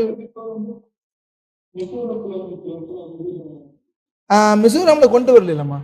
ஆப்ஸ்பாங்க சட்டம் இருக்குன்னு சொன்னாங்க. பட் ஆப்ஸ்பா கடைசியில் கொண்டு வரவே கிடையாதுமா. ராணுவ ஆட்சி என்பது வேறு, அந்த மாநிலத்தில் ஒரு பிரச்சனை நடந்தா ராணுவத்தை விட்டு கண்ட்ரோல் பண்றங்கிறது வேறு. ஃபார் எக்ஸாம்பிள், இப்ப நம்ம மியான்மர் ஒரு கண்ட்ரி எடுப்போம். மியான்மர்ல மக்களால் தேர்ந்தெடுக்கப்பட்ட அரசாங்கம் இருந்துச்சு. அந்த மக்களால் தேர்ந்தெடுக்கப்பட்ட அரசாங்கத்தை தூக்கிட்டு இப்ப லைக் ரூல் பண்றதே மிலிட்டரி தான். இன்னைக்கு இந்தியாவில் பிரைம் மினிஸ்டருக்கு பதிலாக இன்கேஸ் மிலிட்டரி ரூல் வந்துச்சுன்னா நம்மளுடைய chief defender or commander of chief force அப்படின்னு சொல்லுவாங்க, இந்த முப்படைகளின் தளபதி, அவர் தான் இந்திய நாட்டோட தலைவராக இருப்பார். அப்ப இந்தியா அப்படிங்கிற என்டையர் நாடேமா ராணுவத்துக்குள்ள வந்துருவாங்க. ஒரு மாநிலத்துல பிரச்சனை, அந்த மாநில பிரச்சனையை சால்வ் பண்றதுக்கு ஒரு ராணுவத்தை அனுப்பிச்சாங்கன்னா அது மிலிட்டரி ரூல் கிடையாது. இந்தியா ஃபுல்லா கொண்டு என்ன சொல்லுவாங்க, ராணுவ ஆட்சி, அது மிலிட்டரி ரூல். பட் லக்கிலி இதுவரை நமக்கு வர கிடையாது. So far not even a single time we have what rule? Military rule. அப்படி இன்கேஸ் ராணுவ ஆட்சி கொண்டு வந்தால் நம்ம அடிப்படை உரிமை அதே மாதிரி இருக்குமான்னு இருக்காதுமா, என்ன ஆகும், அடிப்படை உரிமை குறைக்கப்படும் அப்படின்னு சொல்லுவாங்க. ஓகேமா, இதுதான் ஆர்டிகல் 34. 35 விட்டு நமக்கு பெருசா தேவையில்லை. இப்ப ஆர்டிகல் 12, ஆர்டிகல் 30. ஆர்டிகல்கள் ஒண்ணுமே இல்லாம டெஃபினிஷன் ஆஃப் ஸ்டேட் அப்படின்னு சொல்லியிருப்பாங்க. டெஃபினிஷன் ஆஃப் வாட்மா, ஸ்டேட். இந்த இடத்துல இந்த ஸ்டேட் அப்படி என்ன சொல்றாங்கன்னா, இந்தியால யாரெல்லாம் சட்டங்கள் கொண்டு வரலாமோ, யாரெல்லாம் ஒரு புது சட்டங்களை உருவாக்கலாமோ அவங்க எல்லாமே ஸ்டேட்டுக்கு கீழே வந்துடலாம் அப்படின்னு சொல்றாங்க. which means who can make laws can come under the definition of what ma state. அப்ப நீங்க சொல்லுங்களேன், யாரெல்லாம் ஸ்டேட்டுக்குள்ள இருப்பாங்கன்ட்டு. யாரெல்லாம் நமக்காக சட்டங்கள் கொண்டு வராங்களோ அவங்க எல்லாமே ஸ்டேட் தானே. அப்ப யாரா இருக்கலாம்? First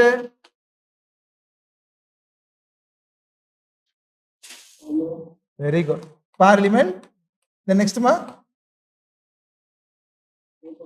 very good, state legislature, சட்டமன்றம். தென் பஞ்சாயத், முனிசிபாலிட்டிஸ், இவங்க எல்லாமே சட்டங்கள் கொண்டு வருவாங்களாமா. இந்த மாதிரி நமக்காக யாரெல்லாம் சட்டங்கள் கொண்டு வர்றாங்களோ அவங்க எல்லாமே எதுக்கு வந்துருவாங்க, இந்த ஸ்டேட் ஆபீஸ்க்கு கீழே வந்துருவாங்க. அதான் ஆர்டிகல் 12. ஆர்டிகல் ஒண்ணுமே சொல்லமா, இந்த சட்டங்கள் உருவாக்குறாங்கல்ல, பார்லிமெண்டோ இல்ல ஸ்டேட் லெஜிஸ்லேச்சரோ இல்ல பஞ்சாயத்தோ இல்ல முனிசிபாலிட்டிஸோ யாரு சட்டங்கள் கொண்டு வந்தாலும் கொண்டு வரக்கூடிய சட்டங்கள் அடிப்படை உரிமையை பாதிக்கிற மாதிரி இருந்தால் அது வாய்ட், செல்லாது அப்படின்னு சொல்றதுக்கு நம்ம பயன்படுத்தக்கூடிய ஆர்டிகல் தான் ஆர்டிகல் 13 அப்படின்னு சொல்லுவாங்க. For example, law inconsistent with or in derogation of any fundamental rights will declare void அப்படின்னு சொல்லுவாங்க. வாய்ட்னா செல்லாதுன்னு அர்த்தம். அப்போ நீங்க கொண்டு வரக்கூடிய சட்டங்கள் எதை பாதிச்சாலுமா, அடிப்படை பாதிச்சால் அது என்ன, செல்லாது அப்படின்னு நமக்கு அதிகாரம் கொடுத்த ஆர்டிகல் தான் எந்த ஆர்டிகல்மா, ஆர்டிகல் 13. இதை பயன்படுத்தி தான் விதி 32 கீழே உச்ச நீதிமன்றமும் விதி 226 கீழே உயர் நீதிமன்றமும் அடிப்படை உரிமை பாதிக்கப்பட்டால் அந்த சட்டம் செல்லாது அப்படின்னு சொல்லுவாங்க. ஓகேமா, அதான் நம்ம article 30. So what is article 30 saying ma? So law inconsistent with or in derogation of what, any of the fundamental rights will be declared what ma, void. So void na செல்லுமா செல்லாதா, செல்லாது. அப்போ ஃபார் எக்ஸாம்பிள் மா, இன்னைக்கு parliament சட்டம் கொண்டு வராங்க, இல்ல சட்டமன்றம் சட்டம் கொண்டு வராங்க யாரோ, ஏன்னா ஆர்டிகல் 12 என்ன கொடுத்துருக்காங்க, யாரெல்லாம் சட்டங்கள் கொண்டு வராங்களோ சட்டங்கள் கொண்டு வரக்கூடிய அனைத்து நபர்களுமே அந்த ஸ்டேட்டுக்குள்ள சொல்லிட்டாங்க. கரெக்டா? இப்ப அப்படி கொண்டு வரக்கூடிய சட்டங்கள் அடிப்படை உரிமை பாதிக்கப்பட்டால் அந்த ஆர்டிகல் செல்லாது, அந்த சட்டம் செல்லாது. அப்படி நம்ம கொடுத்த அதிகாரம் தான் எந்த ஆர்டிகல்மா, ஆர்டிகல் 13 கீழே கொடுத்திருப்பாங்க. அப்போ ஆர்டிகல் 13 பயன்படுத்தினால் ஒரு பாராளுமன்றமோ சட்டமன்றமோ இல்ல பஞ்சாயத்தோ முனிசிபாலிட்டி யாரா வேணா இருக்கலாம், யாராவது சட்டங்கள் கொண்டு வந்தால் அது செல்லாது அப்படி நமக்கு சொல்ற ஆர்டிகல் தாமா. விச் ஆர்டிகல்மா, ஆர்டிகல் 13 கீழே கொடுத்திருப்பாங்க. சோ இதான் ஆர்டிகல் 12 13. ஓகேவா? சரி, 12 13 இல்லாம நீங்க உங்களோட புரிதலுக்கு மட்டும்தான். ஸோ 14 இருந்து 34 வரைக்கும் கிளியரா ஒரு டைம் பார்த்துக்கணும். ஓகேவா? ஸோ இது எல்லாம் தான் உங்களுடைய வாட்மா ஃபண்டமெண்டல் ரைட்ஸ், எஃப்ஆர் அப்படின்னு சொல்லுவாங்க. ஓகேமா? Now put next ma, the most important thing, DPSP ன்னு சொல்லுவாங்க. So any doubts in fundamental rights ma so far? Doubt இருந்தா கேளுங்கம்மா.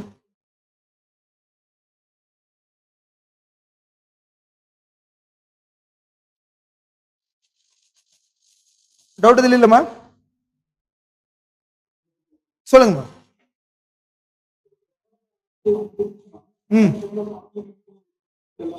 எதுவுமே இருக்காதுமா, இருக்க மாட்டாங்கம்மா. Full and full military government தான்.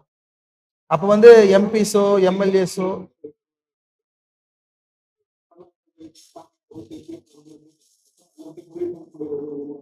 அதாம்மா. ஃபார் எக்ஸாம்பிள் அது பார்லிமெண்ட் பண்ணுவாங்க. ஃபார் எக்ஸாம்பிள் எப்படின்னா, இப்போ இன்னைக்கு ராணுவ ஆட்சி இந்தியாவுக்குள்ள வந்துச்சு வச்சுக்கோங்களேன், பிரைம் மினிஸ்டர் அப்படிங்கிற போஸ்டிங் இருக்காது, பிரசிடென்ட் அப்படிங்கிற போஸ்டிங் இருக்காது, எம்பிஸ் இருந்துக்குவாங்க, மக்களால் தேர்ந்தெடுக்கப்பட்ட உறுப்பினர் இருந்துக்குவாங்க. ஆனா இன்னைக்கு நமக்கு அதிகாரம் அதிகமா யார்கிட்ட இருக்கு? பிரதம அமைச்சரோடையும் குடியரசுத் இருக்குமா? அந்த 2 போஸ்டிங்குமே யார் எடுத்துருவாங்க? மிலிட்டரி கவர்மெண்ட் எடுத்துருவாங்க. எம்பிஸ் மட்டும் இருப்பாங்க, அவ்வளவுதான். ஆனா நீங்க நினைக்கிறீங்களா நம்ம ஃபியூச்சர்ல இந்தியா இது வரைக்கும் இந்தியா ராணுவ ஆட்சி வரல, இப்போ ஃபியூச்சர்ல வாய்ப்பு இருக்கு ராணுவ ஆட்சி வர்றதுக்கு?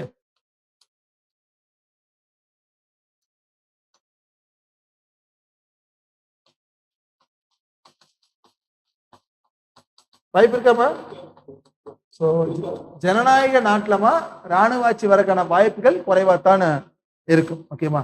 தென் புட் நெக்ஸ்ட்மா directive principles of state policy, அரசின் நெறிமுறை கோட்பாடுகள். டக்குனு சொல்லுங்க பாப்போம், எந்த பார்ட்டுமா, எந்த பகுதிமா? Part 3 or 4? 4மா. Very good. ஆர்டிகல்மா? Very good. ஆர்டிகல் 36ல இருந்துமா 51 வரைக்கும் எதுமா? டிபிஎஸ்பி. நம்ம யார்கிட்ட கடந்து வாங்கணுமா டிபிஎஸ்பியை?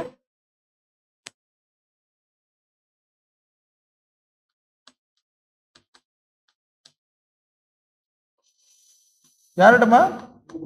Irish or Ireland. இந்த அயர்லாண்டு ஸ்பெயின் இருக்குல்ல, ஸ்பானிஷ் தான் கடந்து வாங்கியிருப்பாங்க. கிளியரா போட்டுருங்க. நம்ம யார்கிட்ட கடந்து வாங்குறோம்? அயர்லாந்து. அயர்லாந்து யார்கிட்ட கடந்து வாங்கிருக்காங்க? ஸ்பானிஷோட தான் கடந்து வாங்கியிருப்பான். ஓகேமா? இதத்தான் வெல்ஃபேர் ஸ்டேட், வளம் வாய்ந்த மாநிலம் என்று அழைப்பாங்கம்மா. ஸோ டிபிஎஸ்பி ஸ்காலர்ஸ் வாட் ஸ்டேட்மா? Welfare state. அந்த வளமான மாநிலத்தை உருவாக்க, வளமான இந்தியாவை உருவாக்க நாம் பயன்படுத்தக்கூடியது தான் டிபிஎஸ்பி என்று சொல்வார்கள். ஓகேமா? அதே மாதிரிதான்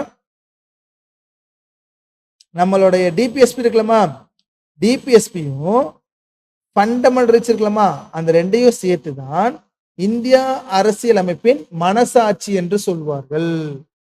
your fundamental rights and DPSP is called as what ma? Conscience of Constitution.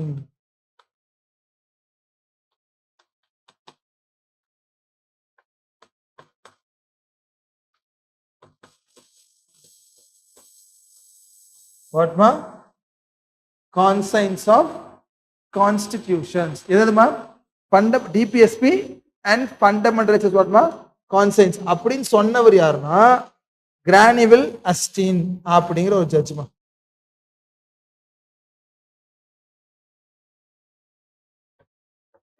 So Granville Astin என்ன சொல்லிருக்காருமா அவரு? எஃப்ஆர்யும் டிபிஎஸ்பியும் என்ன சொல்றாரு? Conscience of constitution. So India அரசியல் அமைப்பின் மனசாட்சி ஆர் கான்சைன்ஸ் என்று அழைக்கப்படுவது எதமா?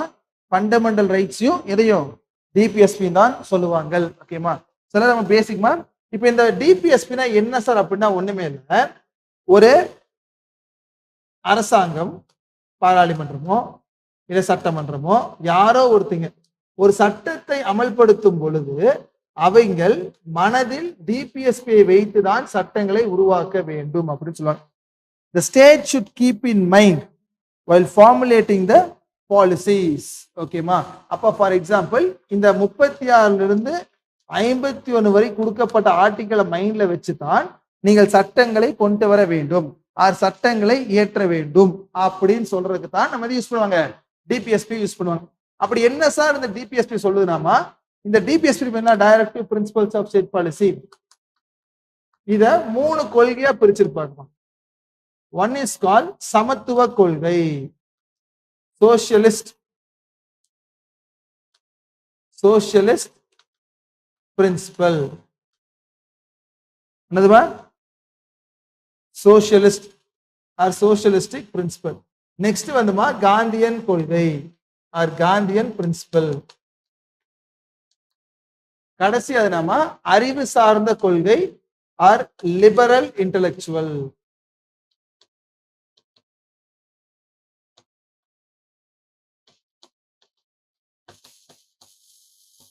Liberal intellectual principles.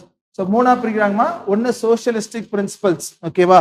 ஸோ அரசின் நெறிமுறை கோட்பாடுகள் என்பது 3 அமைப்புகளாக பிரிக்கப்படுகிறது. ஒன்னுமா சமதர்ம கோட்பாடுகள் ஆர் சோசியலிஸ்ட் பிரின்சிபல். நெக்ஸ்ட் வந்தோமா காந்தியன் கொள்கை, Gandhian பிரின்சிபல்மா.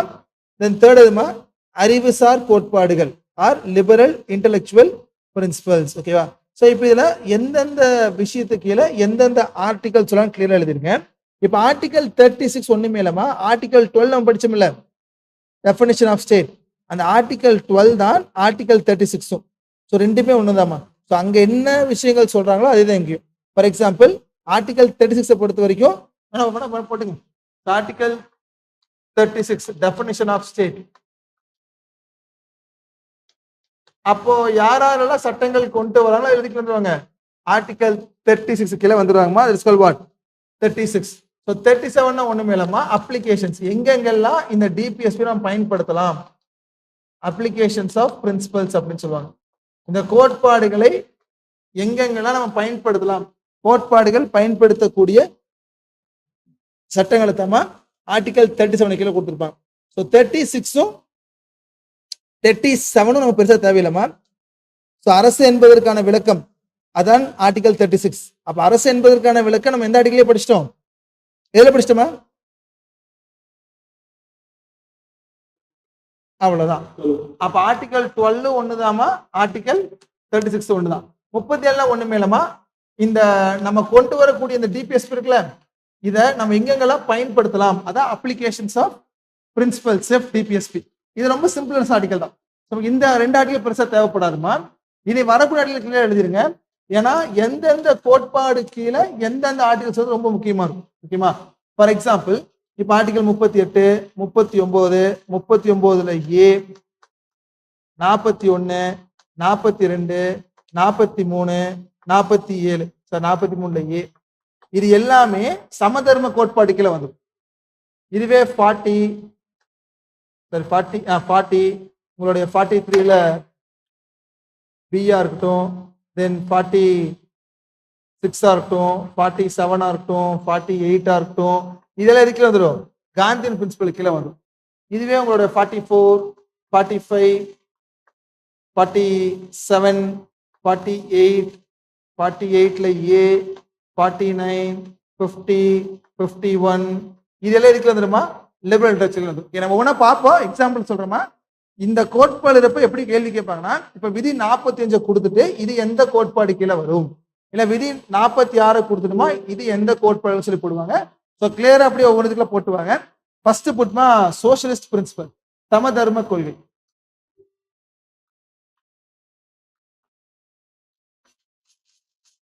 Socialistic principle article 38, article 38.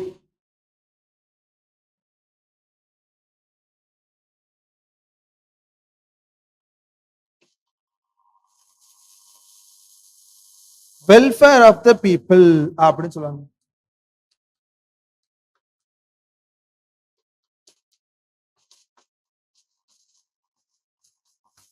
Welfare of the people, அதாவது மக்களின் நலம் பொறுத்ததாக சமுதாய அமைப்பை சீரமைத்தல். State to secure social order. State to secure social order for what ma? Welfare of people. ஒண்ணுமே இல்ல மேம். இப்ப சிம்பிளா ஒரு விஷயம் எடுப்போம். இந்த சமுதாயத்தில் இருக்கக்கூடிய எல்லா மக்களும் நலன் பெற வேண்டும் என்று சொன்னால் நம்ம விதியை 38 எப்படி பயன்படுத்துவாங்க அப்படின்னா, ஃபார் எக்ஸாம்பிள் ஆர்டிகல் 30 என்ன சொல்லுதுன்னா, ஏற்றத்தாழ்வுல குறையுங்க. நம்ம ஏற்றத்தாழ்வுல குறைங்க, வாய்ப்புகள் எல்லாத்துக்கும் சமமா கொடுங்க, இந்த வருமானத்தை எல்லாத்துக்கும் ஒரே மாதிரி பண்ணித்தாங்க, இந்த சமுதாய நீதி, அரசியலமைப்பு நீதி, இல்ல இந்த பொருளாதார நீதி எல்லாத்தையும் ஒரே மாதிரி பண்ணுங்க. அதாவது எப்படி எல்லாம் பண்ணா எல்லா மக்களும் நலனா இருப்பாங்களோ அப்படியான விஷயங்களை ஃபுல்லா பண்ணுங்க அப்படின்னு சொல்றதாமா ஆர்டிகல் 38. அது என்னப்பாமா, வெல்ஃபேர் ஆஃப் பீப்புள். ஓகேமா. தென் 39. ஸோ 39 கொஞ்சம் கிளியரா போட்டுருக்குமா, அதுல ABCDEFன்னு பிரிப்பாங்க. இப்போ 39ல ஸ்மால் ஏ போட்டுருங்க. அடிக்குவேட் மீன்ஸ் ஆஃப் லைவ்லிஹுட்,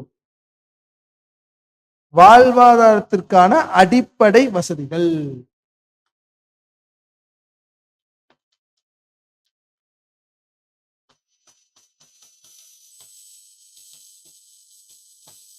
வாழ்வாதாரத்திற்கு தேவைப்படக்கூடிய அடிப்படை கடமைகள் ஆர் அடிப்படை வசதிகள்.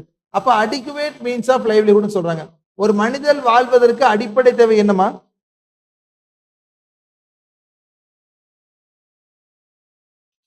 What is the basic needs of a human being?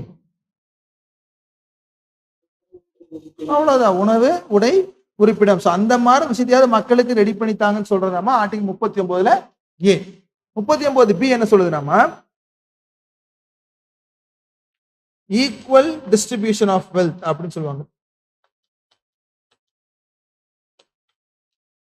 Equal distribution of wealth, இருக்கக்கூடிய வளங்களை அனைவருக்கும் சமமாக பகிர்ந்தளித்தல். இருக்கக்கூடிய வளங்களை அனைவருக்கும் சமமாக பகிர்ந்தளித்தல். ஈக்குவட்டபிள் டிஸ்ட்ரிபியூஷன் ஆஃப் வாட்மா, வெல்த். ஓகே. 39C என்ன சொல்லுதுனாமா, prevention of concentration of wealth.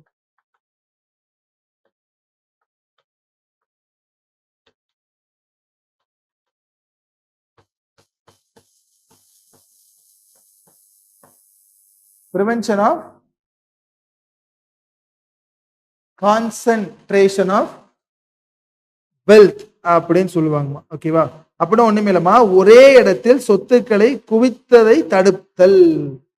ஒரே இடத்தில் சொத்துக்களை குவித்தலை தடுக்கணும் அப்படின்னு சொல்லுவாங்க. ஆனா நீங்க சும்மா கெஸ் பண்ணி பாருங்களேன், இந்தியா போன்ற நாட்டிலமா இந்த 39BC நம்ம கொண்டு வர முடியுமாமா? For example, equitable distribution of வெல்த்னா, நான் 1 லட்சம் ரூபாய் சம்பாதிக்கிறேன் அப்படின்னா என்ன மாதிரி எல்லாரும் 1 லட்சம் சம்பாதிக்கணும். அதே மாதிரி நான் 1 கோடி சொத்து சேர்க்கிறேன்னா அந்த சொத்தை சேர்க்கக்கூடாதுன்னு சொல்றாங்க. அதான் prevention of concentration of wealth. எப்படி சொல்றாங்க, ஒரே இடத்தில் சொத்துக்களை குவித்ததை தடுக்கும் பரவலாக்குதல். இந்த 2 வாய்ப்பு இருக்காமா 39BCயும்? வாய்ப்பு இல்லைல்லம்மா. இப்ப இந்த 2னால உங்க அடிப்படை உரிமை பாதிக்கப்படுமா? ஃபார் எக்ஸாம்பிள் ஆர்டிகல் 14 பாதிக்கப்படுமா, இல்ல ஆர்டிகல் 19 பாதிக்கப்படுமா? சட்டத்தின் முன் அனைவரும் சமம், அனைவருக்கும் சமமான சட்டம் தான் article 14 or right to equality சொல்லுவோம்லமா. இப்ப நான் 1 லட்சம் ரூபாய் சம்பாதிக்கிறேன், நான் சொத்து சேர்க்கிறேன். ஓகே, நீங்க சம்பாதிக்கல, சொத்து சேர்க்கல. அப்ப நான் சொத்து சேர்க்கிறது தப்பா? அதான் சொல்லுது, சேர்க்கூடாதுன்னு சொல்றாங்களா. அதே மாதிரிதான் நான் சம்பாதிக்கிறத எல்லாத்துக்கும் சமமா பகிர்ந்தளிக்கணும்னு சொல்றாங்க. அது வாய்ப்பு இருக்காம இந்த 2ம் பண்ண முடியுமா? நம்ம பிராக்டிகல் வச்சு பாருங்க. நம்ம அது பிராக்டிகல் படுத்த முடியாதுல்லம்மா.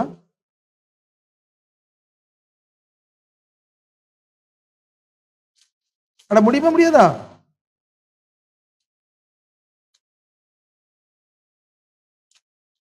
இப்போ will take richest person India, will take நம்ம முகேஷ் அம்பானி சார் எடுப்போம். அவர்கிட்ட சொத்து சேர்க்க கூட நம்ம சொல்ல முடியுமா? Prevention of concentration of wealth, எல்லா சொத்தும் உங்ககிட்ட தான் இருக்கு, அப்படி சொத்தை சேர்க்காதீங்க அப்படி இந்தியா சொல்ல முடியுமாமா?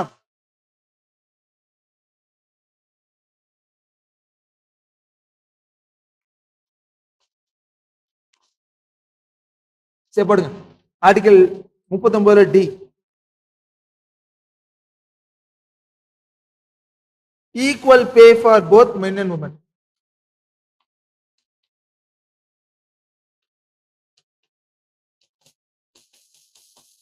ஆணுக்கும் பெண்ணுக்கும் சம ஊதியம். இ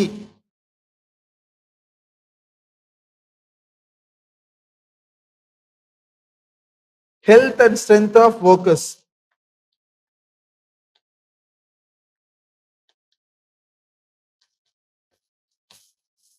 Health and strength of workers and children's.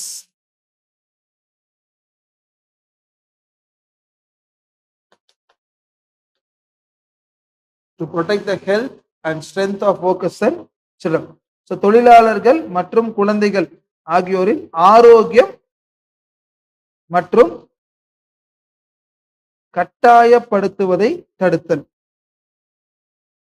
ஆரோக்கியத்தை பாதுகாக்க வேண்டுமா கட்டாயப்படுவதுன்னு சொல்றாங்க. ஓகேவா? So health and strength of வாட்மா ஒர்க்கர்ஸ். தென் எஃப் லாஸ்டா என்ன சொல்லுறோமா? குழந்தைகளின் ஆரோக்கியமான வளர்ச்சிக்கு வாய்ப்பை ஏற்படுத்துதல். ஆப்பர்ச்சுனிட்டிஸ்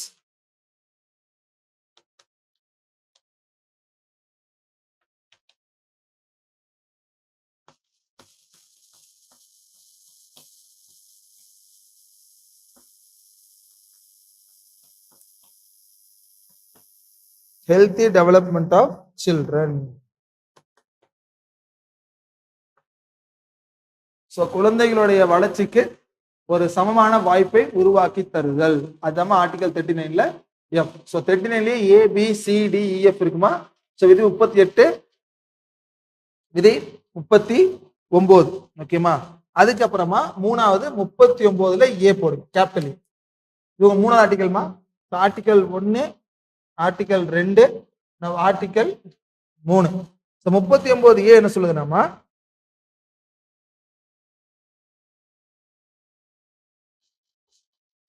இலவச சட்ட உதவின்னு சொல்லுவாங்க. Equal justice and free legal aid to the poor. ஏழை எளிய மக்களுக்கு இலவச சட்ட உதவியை தர வேண்டும் அப்படின்னு சொல்றதாம 39ல ஏ.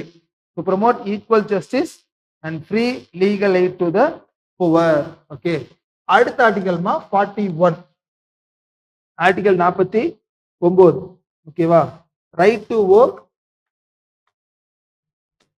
வேலை கமா கல்வி கமா பப்ளிக் அசிஸ்டன்ஸ்.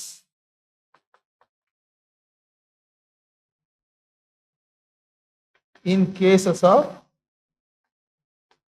அன்எம்ப்ளாய்மெண்ட். இப்போ வேலை இல்லாதவர்களுக்கு வேலை உருவாக்கிட்டாங்க. Voltage, sickness etcetera. அப்படின்னா ஒண்ணுமே இல்லமா 41. So to secure the right to work, education, public assistance in case of unemployment, old age, sickness. என்ன சொல்ல வராங்கன்னா இப்போ அந்த வேலை இல்லாதவங்களுக்கு, இந்த வயதானவங்களுக்கு, இந்த இயலாமை இருக்கிறவங்களுக்கு, அவங்களுக்கு அவதிப்படுறவங்களுக்கு உரிய வேலை, கல்வி, தென் பொது உதவி அதெல்லாம் கொடுத்து காப்பாற்றணும் அப்படின்னு சொல்றதாமா ஆர்டிகல் 41. ஸோ பப்ளிக் அஸ்னா பொது. ஃபார் எக்ஸாம்பிள் இப்போ தமிழ்நாட்டிலே பார்த்தோம்னா இந்த ஊனமுற்றோருக்கு வந்து மாசம் மாசம் சின்ன ஒரு அமௌண்ட் தருவாங்க. இந்த விதவிகளுக்கு சின்ன அமௌண்ட் தருவாங்க. ஸோ அந்த மாதிரி வேலை உருவாக்கி தர்றாங்க. ஸோ அந்த மாதிரி பண்ணக்கூடிய ஆர்டிகல் தான் ஆர்டிகல் 41. ஸோ 38, 39, 39ல ஏமா, தென் 41. இதெல்லாம் எதுக்கு எழுதிருக்கீங்கம்மா? சோசியலிஸ்ட் சமதர்ம கொள்கைகளுக்கு கீழே. ஓகேவா? தென் நெக்ஸ்ட் 5th ஆர்டிகல் எதுனாமா ஆர்டிகல் 42.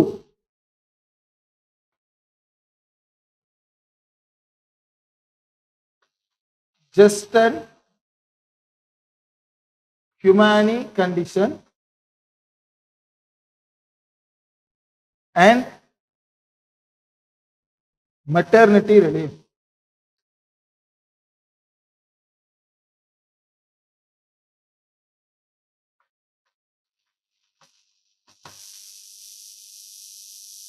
And what ma?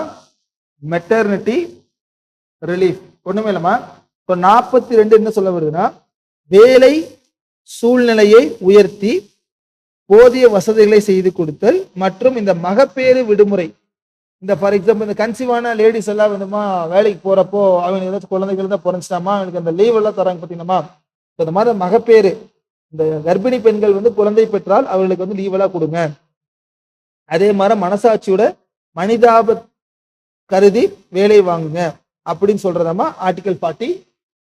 அதான் வந்து ப்ரொவிஷன் ஃபார் ஜஸ்ட் அண்ட் ஹியூமனிட்டினா மனிதாபிமானம் அடிப்படையில் அந்த மக்களை ஃபுல்லா வேலை செய்ய மக்களை ஃபுல்லா பாருங்க. அதுக்கப்புறம் மெட்டர்னிட்டி ரிலீஃப், மகப்பேறு ஓய்வு. ஓகேமா. தென் ஆர்டிகல் 6 என்னமா உங்களுக்கு article 43.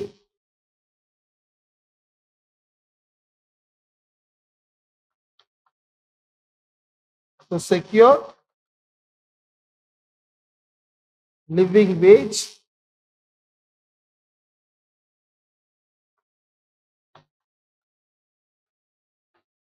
decent standard of living,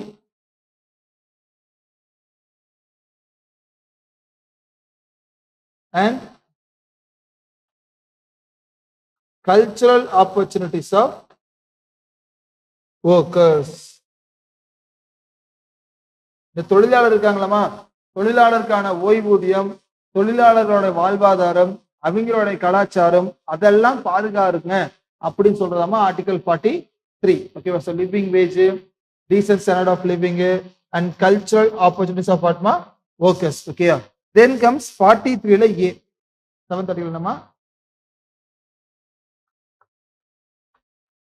43ல A, participation of workers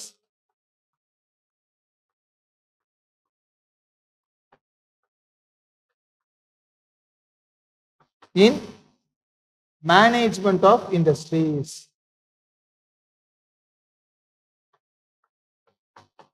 so தொழிற்சாலையில ஒரு முடிவெடுக்கும் பொழுதுமா அந்த தொழிற்சாலையில் இருக்கக்கூடிய அந்த முதலாளிகள் மட்டும் முடிவெடுக்காம தொழிலாளர்களையும் கருத்தில் கொண்டு அவர்களுடைய பங்கையும் உள்ள வச்சு முடிவெடுங்க அப்படின்னு சொல்லுவாங்க. அதுதான் பார்ட்டிசிபேஷன் ஆஃப் ஒர்க்கர்ஸ் இன் வாட்மா மேனேஜ்மெண்ட் ஆஃப் இண்டஸ்ட்ரீஸ். ஸோ தொழிலாளர்களுக்கு தொழிற்சாலை நிர்வாகத்தில் பங்கேற்க வாய்ப்பளித்தல் அப்படின்னு சொல்லுவாங்க. ஸோ அவங்களுடைய பங்கு எங்க இருக்கணும், அந்த தொழிற்சாலையில இருக்கணும்னு சொல்லியிருப்பாங்க. ஓகேமா. தென் கடைசியாமா article 47, 47.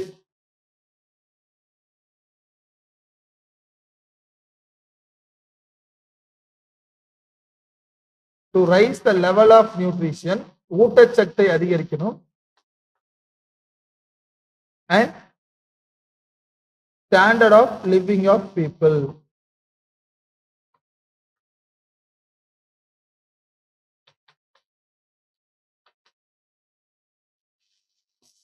Standard of living of people and to improve public health. So பொது சுகாதாரம் மற்றும் மக்களின் வாழ்வாதாரம் மற்றும் மக்களுடைய ஊட்டச்சத்தோடைய அளவை அதிகப்படுத்துங்க அப்படின்னு சொல்ற ஆர்டிகல் தான் ஆர்டிகல் 47. ஸோ இவ்வளோனா நீங்க எழுதின ஆர்டிகல்ஸ் எல்லாமே எந்த கொள்கை கீழே இருக்குமா, சோசியலிஸ்ட் கொள்கை கீழே. என்ன ஆர்டிகல்மா, ஆர்டிகல் 38, 39. அதுல என்ன எழுதிருப்பீங்க, A B C D E F. Article 39ல ஏ எழுதிருப்பீங்களா. தென் 41, 42மா, 43, 43 ஏ, தென் 47. ஸோ இது எல்லாமே எந்த ஆர்டிகல் வருதுமா, சமதர்ம கொள்கை ஆர் சோசியலிஸ்ட் பிரின்சிபல்ஸ். ஓகேவா. நெக்ஸ்ட் புட்மா காந்தியன் பிரின்சிபல், காந்தியன் கொள்கை.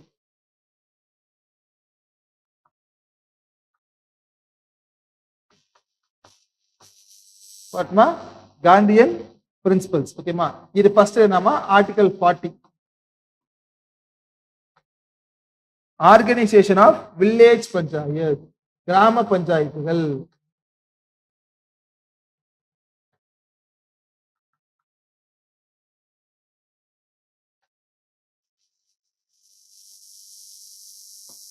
கிராம பஞ்சாயத்துகளை அமைப்புதல். ரொம்ப முக்கியமா கிராம பஞ்சாயத்து அமைப்புகளை ஏற்படுத்துதல், organising village panchayat. Then article 43 cottage industries, குடிசை தொழிற்சாலைகளை உருவாக்குங்க. Cottage industries. மூணாவது ஆர்டிகல் 43ல பி, கூட்டுறவு சங்கங்கள், cooperative societies. Cooperative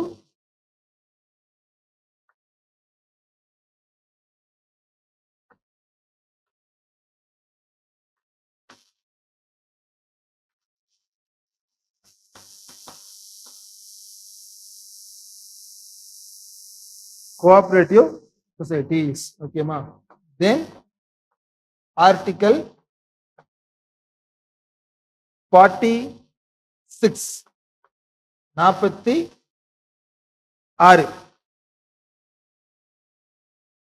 educational and economic interest of SC and ST. இந்த பட்டியலிடப்பட்டோர் மற்றும் பட்டியலிடப்பட்ட பழங்குடியினர் அவங்களுடைய கல்வி, அவங்களுடைய பொருளாதார நிலைமையை உயர்த்தி செய்யுங்க அப்படின்னு சொல்றதமா ஆர்டிகல் 46. அதாவது to promote the educational and economic interest of SCs and STs. பட்டியல் வகுப்பினர் மற்றும் பிற்படுத்தப்பட்ட சமுதாயத்தினரின் கல்வி பொருளாதார நலன்களை பாதுகாத்தல், அதாவது ஆர்டிகல் 46. ஓகேமா. ஃபிஃப்த் நம்ம ஆர்டிகல் 47. ஆல்ரெடி நம்ம சோசியலிஸ்ட் பிரின்சிபல் நம்ம 43 எழுதியிருப்போம், ஆல்ரெடி சோசியல் 47 எழுதியிருப்போம். ஆனா அது சொல்ற ப்ரொவிஷன் வேறமா, இது சொல்ற ப்ரொவிஷன் வேற. கொஞ்சம் கிளியர் எழுதிங்க. இதுல 40 என்ன சொல்லுவாங்கம்மா, இந்த உடல் ஆரோக்கியத்தை கெடுக்கக்கூடிய இந்த மதுவை தடை செய்ய வேண்டும், அது போன்ற விளைவிக்கும் இந்த மருந்துகளை, இந்த போதைப் பொருட்களை தடை செய்ய வேண்டும் அப்படின்னு சொல்லியிருப்பாங்க. ஓகேவா. So prohibit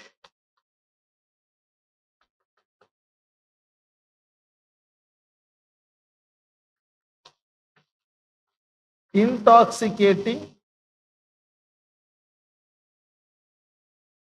drinks and drugs. இந்த மதுபானம் மற்றும் போதைப் பொருள் அதோட பழக்கத்தை ஃபுல்லா தடுக்க வேண்டும், அதை ஃபுல்லா முற்றிலும் தடுக்க வேண்டும் அப்படின்னு சொல்றதாமா இந்த ஆர்டிகல்மா ஆர்டிகல் 47. ஓகேமா. தென் 6 என்னமா உங்களோட கடைசி இது article 48. prohibition of slaughter of cows.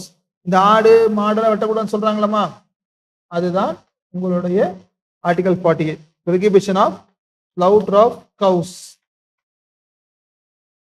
calves or milk animals. இந்த பால் ஊட்டக்கூடிய விலங்குகளை வெட்டக்கூடாது அப்படின்னு சொல்றதாமா ஒரு ஆர்டிகல் 48. ஓகேவா. ஸோ காந்தியில் அவ்வளவுதாமா. ஸோ கிராம பஞ்சாயத்தை அமைக்க வேணும், கூட்டுறவு இந்த குடிசை தொழிற்சாலைகளை உருவாக்க வேணும். அதுக்கப்புறம் என்ன சொல்றாங்கம்மா, கூட்டுறவு சங்கங்களை உருவாக்க வேணும். ஆர்டிகல் 42 சொல்லுது, ஸோ இந்த பட்டியலிடப்பட்ட SC ST வகுப்புகள், ஸோ அவங்களுடைய கல்வி மற்றும் பொருளாதார எஜுகேஷனல் அண்ட் எக்கனாமிக் இன்ட்ரெஸ்ட் அது என்ன பண்ணணும், ரெடி பண்ண வேணும்.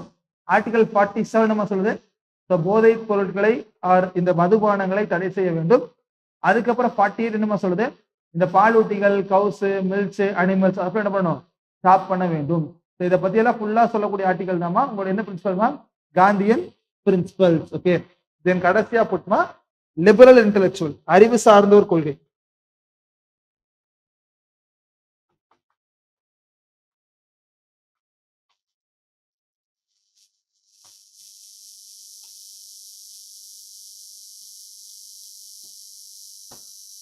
அறிவு சார்ந்தோர் கொள்கை. இதை ஃபர்ஸ்ட் போட் ஆர்டிகல் 44 பொது சிவில் சட்டம், யூனிஃபார்ம் சிவில் கோட். எந்த மதமா இருந்தாலும் பரவாயில்லமா, எல்லா மதங்களுக்கும் ஒரே வகையான சிவில் சட்டங்களை உருவாக்க வேண்டும் அப்படின்னு சொல்ற ஆர்டிகல் தாமா ஆர்டிகல் 44. இஸ் வாட் கோட்மா? Uniform civil code. இப்போ ஒரு கேள்வி கேட்போம். இப்ப ரீசெண்டா ஒரு மாநிலத்திலமா இந்த பொது சிவில் சட்டத்தை அமல்படுத்துறாங்களா? எந்த மாநிலமா? விடுதலைக்கு பின்பு இந்தியாவில் பொது சிவில் சட்டத்தை உருவாக்கின முதல் மாநிலம் எதுமா? Very good. விடுதலைக்கு முன்பு இருந்தே முதல் இந்தியாவில் யூசிசி இருக்கக்கூடிய ஸ்டேட்மா? Very good. கோவால வந்துமா கிட்டத்தட்ட பிஃபோர் இண்டிபெண்டன்ஸ் இட்செல்ஃப், ஏன்னா நம்ம போர்ச்சுகீஸ்ல தான் இருந்தோம் கோவா. போர்ச்சுகல் கொண்டு வந்த சிவில் சட்டம் இன்னும் கோவால இருக்கு. ஆனா ஆப்டர் இண்டிபெண்டன்ஸ், விடுதலைக்கு பின்பு 2024 உத்தரகண்ட் அப்படிங்கிற மாநிலம் தான் முதல் மாநிலம் கொண்டு வந்தாங்க பொது சிவில் சட்டத்தை கொண்டு வந்தாங்க. அப்போ எந்த ஒரு மதமா இருந்தாலும் பரவாயில்லமா, எல்லாருக்கும் ஒரே வகையான சிவில் சட்டம் இருக்க வேண்டும் சொல்றதாமா யூனிஃபார்ம் சிவில் கோட் ஆர் பொது சிவில் சட்டம். ஓகே, தென் என்னமா?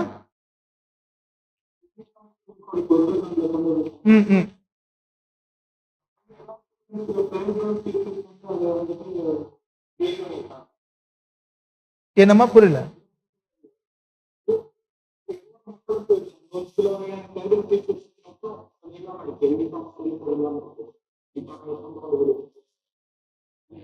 ஆமா, எப்பவுமே மலைவாழ் மக்களுக்கும் இந்த schedule tribes or tribal people உள்ள கொண்டு வர மாட்டாங்க. ஓகேவா?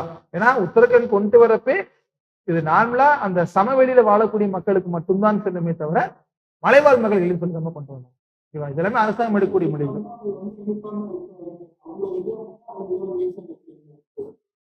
இப்போ ஏன் வந்து ஷெட்யூல் ட்ரைப்ஸ் கொண்டு வர மாட்டேங்கிறாங்க அப்படின்னா, அவங்க எந்த அமைப்பு கீழே வரணும் நமக்கு தெரியாது. ஃபார் எக்ஸாம்பிள், இந்த மலைவாழ் மக்கள் இப்ப நம்ம தமிழ்நாடு எடுத்துக்குவோமா?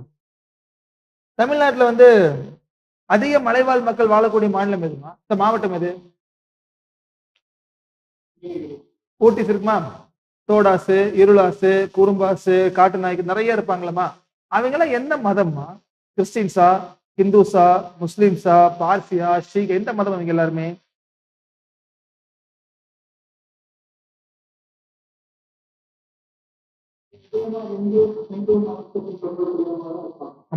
ஏன் அப்படின்னா அவங்களுடைய முன்னோர்கள் இருக்காங்கல்ல. ஃபார் எக்ஸாம்பிள், இப்ப நம்மளுடைய தாத்தா பாட்டி அவங்க நம்ம கடவுளா கும்பிடுவோம்.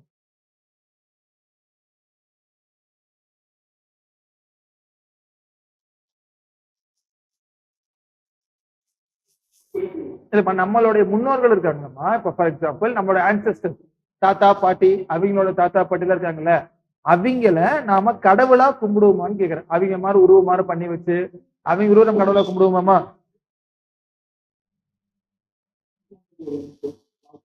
அது பண்ண மாட்டாங்களம்மா. ஆனா இந்த நீலகிரிஸ் இருக்கக்கூடிய எல்லா பெரும்பான்மையான மலைவாழ் மக்களுமே அவங்களோட ஆன்செஸ்டரை தாமா கடவுளா கொண்டாடுவாங்க. அவங்களோட கடவுளை எடுத்துக்குவாங்க.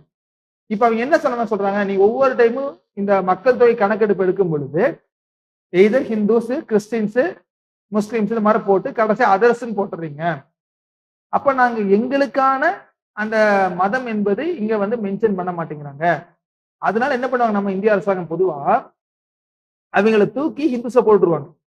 அவங்க ஹிந்து குரூப்ல வரலன்னு விருப்பப்பட்டாலும் வந்து எதுல போட்டுறாங்க?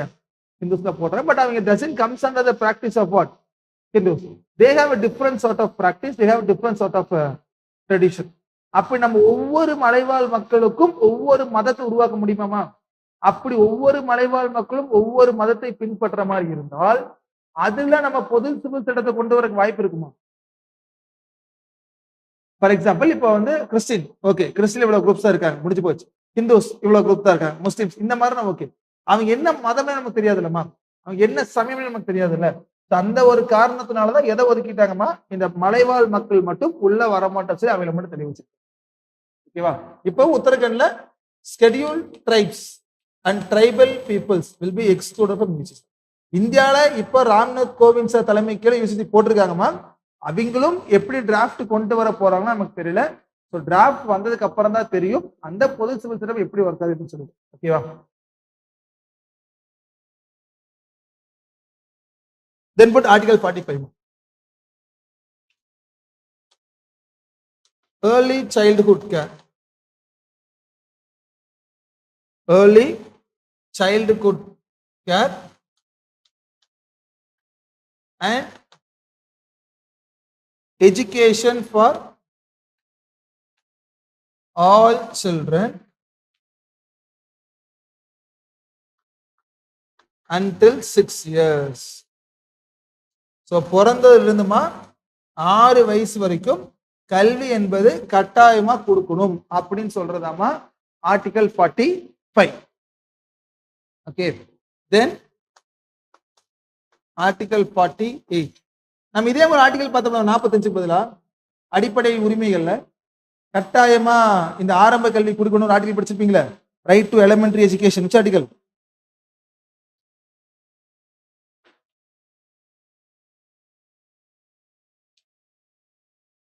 Article very good.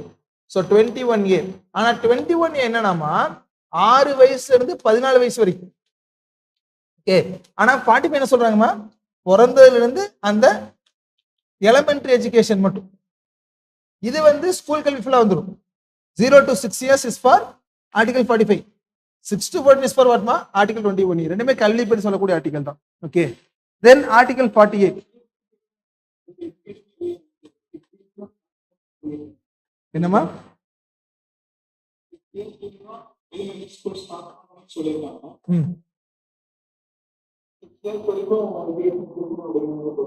இல்லம்மா இப்ப எப்படின்னா எந்த காலகட்டத்தில் நம்ம இந்த ஆர்டிகல் 7 நம்ம கொண்டு வந்தாங்க? ஸோ அந்த காலகட்டத்தில் எப்படின்னா 3 வயசுலயோ 4 வயசுலயோ கல்விக்கு போற மாதிரி தான் அவங்களுக்கும் இலவச கல்வி பண்றாங்க. இப்பதான் 5 years 6 yearsல இப்பதான் 4 படம் அதிகப்படுத்தி போறாங்க. அந்த காலகட்டத்துல முன்னாடியே ஸ்கூல்ல சேர்த்திருவாங்கல்ல. அப்படி ஆரம்ப காலகட்டம் 5 வயசுல நான் போய் ஸ்கூல்ல சேர்றேன் அப்படிங்கிறப்போ இன்னைக்கு 4 வயசோ 4.5 வயசோ டிபெண்ட்ஸ். ஸோ அப்போ ஆரம்பத்துல நான் ஸ்கூலுக்கு சேர்றப்போ எனக்கு இலவச கல்வி தாங்கன்னு சொல்றதாமா ஆர்டிகல் 45 கொடுத்துருப்போம். ஓகேவா? இது ஃப்ரீக்வெண்டா கேட்பாங்கம்மா. ஏன்னா போன டைம் பிலிப்ஸ் ஆகட்டும் நிறைய டைம் கேட்பாங்க. 6 வயது to 14 வயதுனா go with 21A. 0 to 6 years go with article 45. Okay, then article 48 ma to organize agriculture and animal husbandry. இந்த விவசாயங்கள் மற்றும் husbandry on modern scientific lines.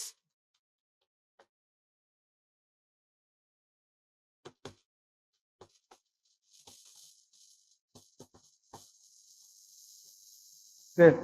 To organize agriculture and animal husbandry on modern scientific lines. அப்படின்னு ஒண்ணுமே இல்லமா, நவீன மற்றும் விஞ்ஞான அடிப்படையில் இந்த விவசாயத்தையும் கால்நடை வளர்ப்பையும் ஏற்படுத்த வேண்டும் அப்படின்னு சொல்லியிருப்பாங்க. ஸோ நவீனம் மற்றும் என்ன அடிப்படையில்மா விஞ்ஞான அடிப்படையில் விவசாயம் மற்றும் கால்நடை வளர்ப்பை ஏற்படுத்த செய்தல். அதான் ஆர்டிகல் 48. ஓகேமா? Then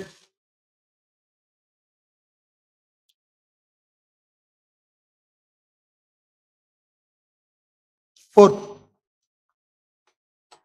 article 48ல A.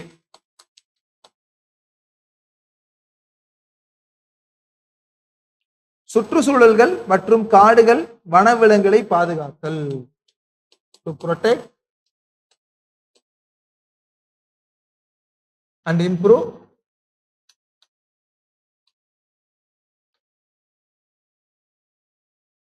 environment and to safeguard forest and wildlife. So வந்து என்னன்னா சுற்றுச்சூழல் காடுகள் மற்றும் வனவிலங்குகளை எல்லாம் நாம் பாதுகாக்க வேண்டும் அப்படின்னு சொல்றதாமா 48ல A. Okay, then 5th article 49. ஓகேமா? 49 ரொம்ப சிம்பிள்மா. இந்த தேசிய முக்கியத்துவம் வாய்ந்த கலை மற்றும் வரலாற்று நினைவு சின்னங்கள், இடங்கள், பொருட்கள் அதை ஃபுல்லா பாதுகாக்கணும் அப்படின்னு சொல்லியிருப்பாங்க. ஏன்ஷியன்ட் ஆர் மோனுமெண்ட்ஸ், இந்த தாஜ்மஹால், ரெட் ஃபோர்ட், அது மாதிரி நம்ம நினைவு சின்னங்கள் இருக்கலாமா, அந்த நினைவு சின்னங்கள், பிளேசஸ், இடங்கள் மற்றும் வரலாற்று முக்கியத்துவம் வாய்ந்த பொருட்கள், historic interest,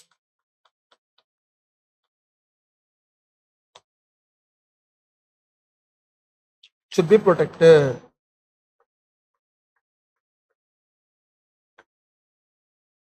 Should be protected. ஓகேமா? ஸோ தேசிய முக்கியத்துவம் வாய்ந்த அறிவிக்கப்பட்ட, அதாவது கலை மற்றும் வரலாற்று ஆர்வமுள்ள நினைவு சின்னங்கள், இடங்கள், பொருட்கள், அதை ஃபுல்லாக என்ன பண்ணாம பாதுகாக்கணும் அப்படின்னு சொல்றாம article 49. Then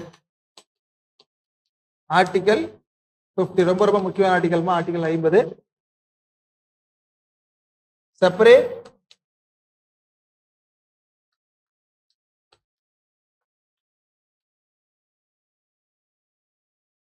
judiciary from executive. So நிர்வாகத்தையும் நீதித்துறையும் பிரிக்கும் அதிகாரம். அடுத்து செப்பரேட் வாட்மா, ஜுடிஷியரி ஃப்ரம் எக்ஸிக்யூட்டிவ்.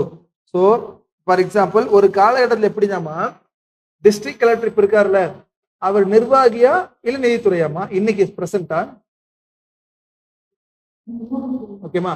ஆனா ஒரு காலகட்டத்துலமா அந்த டிஸ்ட்ரிக்ட் கலெக்டர் தான் நீதித்துறையாம இருந்தாரு, நிர்வாகியாம இருந்தாரு. அப்படி இருக்கக்கூடாது. ஸோ நீதித்துறை தனியா செயல்படணும், நிர்வாகம் தனியா செயல்படும் அப்படின்னு சொல்லி ரெண்டு பிரிக்கிற ஆர்டிகல் தாமா article 50. Okay, then finally article 51. To promote international peace and security, சர்வதேச அமைதி மற்றும் பாதுகாப்பு. டு ப்ரொமோட் வாட்மா, இன்டர்நேஷனல் பீஸ் அண்ட் செக்யூரிட்டி, சர்வதேச அமைதி மற்றும் பாதுகாப்பை ஊக்குவித்தல்.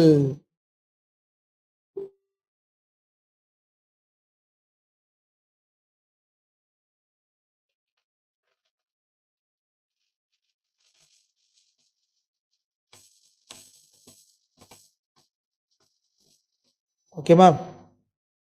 இப்போ கிளியரா போட்டுருங்க. ஸோ எந்தெந்த ஆர்டிகல்ஸ் எல்லாம் இது கீழே வந்து பார்த்தீங்கன்னா 44, 45A, 48A, 48ல A, 49மா, தென் 50, தென் 51. ஓகேமா? ஸோ இதை ஒரு கேஸ் மட்டும் ரொம்ப முக்கியமான கேஸ் போட்டுருங்க, மினர்வா மில்ஸ் கேஸ் அப்படின்னு சொல்லுவாங்க. Minerva mills case. இப்ப எஃப்ஆர் இருக்குல்லம்மா, அது தென் டிபிஎஸ்பி இருக்குல்ல. ஓகே, இல்ல டிபிஎஸ்பி என்ன சொல்றோம் நம்ம? எஃப்ஆர் என்ன? ஜஸ்டிசையபிள். ஸோ ஏதாச்சும் அந்த விதியில பாதிக்கப்பட்டா நீங்க நேரடியாக போகலாம், உச்ச நீதிமன்றம் போகலாம். ஆனா டிபிஎஸ்ல போக முடியுமாமா? முடியாதுல்ல. அதனாலதான் அதை நம்ம என்ன சொல்லுவோம்? நான் ஜஸ்டிசபிள். சி டிபிஎஸ்பி பிரியாம்பிள், முகவுரை, தென் ஃபண்டமெண்டல் டியூட்டிஸ், இது எல்லாமே இருக்கையில தான் வருமா? நான் ஜஸ்டிசபிள் தான். எது மட்டும் தான் ஜஸ்டிசபிள்மா? ஃபண்டமெண்டல் ரைட்ஸ் மட்டும் தான். இப்போ இந்த மினர்வா மில்ஸ் கேஸ் 1980 இந்த கேஸ் வரும். இந்த கேஸ்ல உச்சநீதிமன்றம் என்ன சொல்லியிருப்பாங்கன்னா, டிபிஎஸ்பி பெருசா எஃப்ஆர் பெருசா சண்டை வர்றப்போ டிபிஎஸ்பியும் பெருசு கிடையாது, எஃப்ஆரும் பெருசு கிடையாது, both are same. Both FR and DPSP R same. ஒண்ணுக்கு மேல பெருசு கிடையாது. டிபிஎஸ்பி காட்டி எஃப்ஆர் பெருசு கிடையாது, எஃப்ஆர் காட்டி டிபிஎஸ்பி பெருசு கிடையாது. எப்படி வந்து ஒரு குதிரை வண்டிக்கு 2 சக்கரம் ஒரே மாதிரி இருக்கணுமோ, அந்த மாதிரி அரசியலமைப்பு அப்படிங்கிற குதிரையில 2 சக்கரம் ஒரே மாதிரி இருக்கணும். ஒரு சக்கரம் மேல ஒரு சக்கரம் கீழே இருந்தால் அந்த வண்டி கரெக்டா ஓடாது அப்படின்னு சொல்லி இந்த 2 ஒரே மாதிரி இருக்கணும் அப்படின்னு சொன்ன வழக்கு என்ன வழக்குமா? நம்மளுடைய what case? Minerva mills case. என்ன மினர்வா மில்ஸ் கேஸ்? 1980 தான் Minerva mills case was there. ஓகேமா? ஸோ டிபிஎஸ்பி பொறுத்த வரைக்கும் ஆர்டிகல்ஸ் ஃபுல்லாக கிளியரா படிச்சிருங்கம்மா. ஸோ ரைட் ஃப்ரம் 38ல ஆரம்பிச்சு 50 வரைக்கும் கிளியரா பார்த்துருங்க. இது ரொம்ப முக்கியம். அந்த 3 பிரின்சிபல்ஸ் பாருங்க, எந்தெந்த கோட்பாடு கீழே எந்தெந்த ஆர்டிகல்ஸ் கொடுத்துருக்காங்க. ஓகேமா? ஸோ இதை மட்டும் கிளியரா பாருங்க. ஸோ இதை பார்த்துட்டு நாளைக்கு என்ன பண்றீங்கன்னா, go and study your fundamental duties, அடிப்படை கடமைகள் இருக்கு பாத்தீங்கன்னா, அது வந்து படிச்சாலே புரிஞ்சுக்க ரொம்ப சிம்பிளா தான் இருக்கும். 51A கொடுத்துருப்பாங்க, ABCD அப்படின்னு சொல்லிட்டுமா கே வரைக்கும் இருக்கும். ஒரு 11 ஃபண்டமெண்டல் டியூட்டிஸ் இருக்கும். உங்களோட அடிப்படை கடமைகள், இந்திய குடிமகனா இருக்கக்கூடிய நீங்கள் என்னென்னலாம் கடமைகள் பண்ண வேண்டும் அப்படின்னு சொல்லி கொடுத்தான் 51A. ஸோ அதை மட்டும் நாளைக்கு டைம் இருந்தாமா அந்த 11 ஃபண்டமெண்டல் எழுதி வச்சிருங்க. நம்ம Friday will discuss your fundamental duties. ஓகேமா? ஸோ அப்போ எஃப்ஆரையும் டிபிஎஸ்பிக்கு வந்து ஆர்டிகல்ஸ் கிளியராக ஒரு டைம் பார்த்துருங்க ma'am. Okay, then will see ma'am, will catch up on Friday then.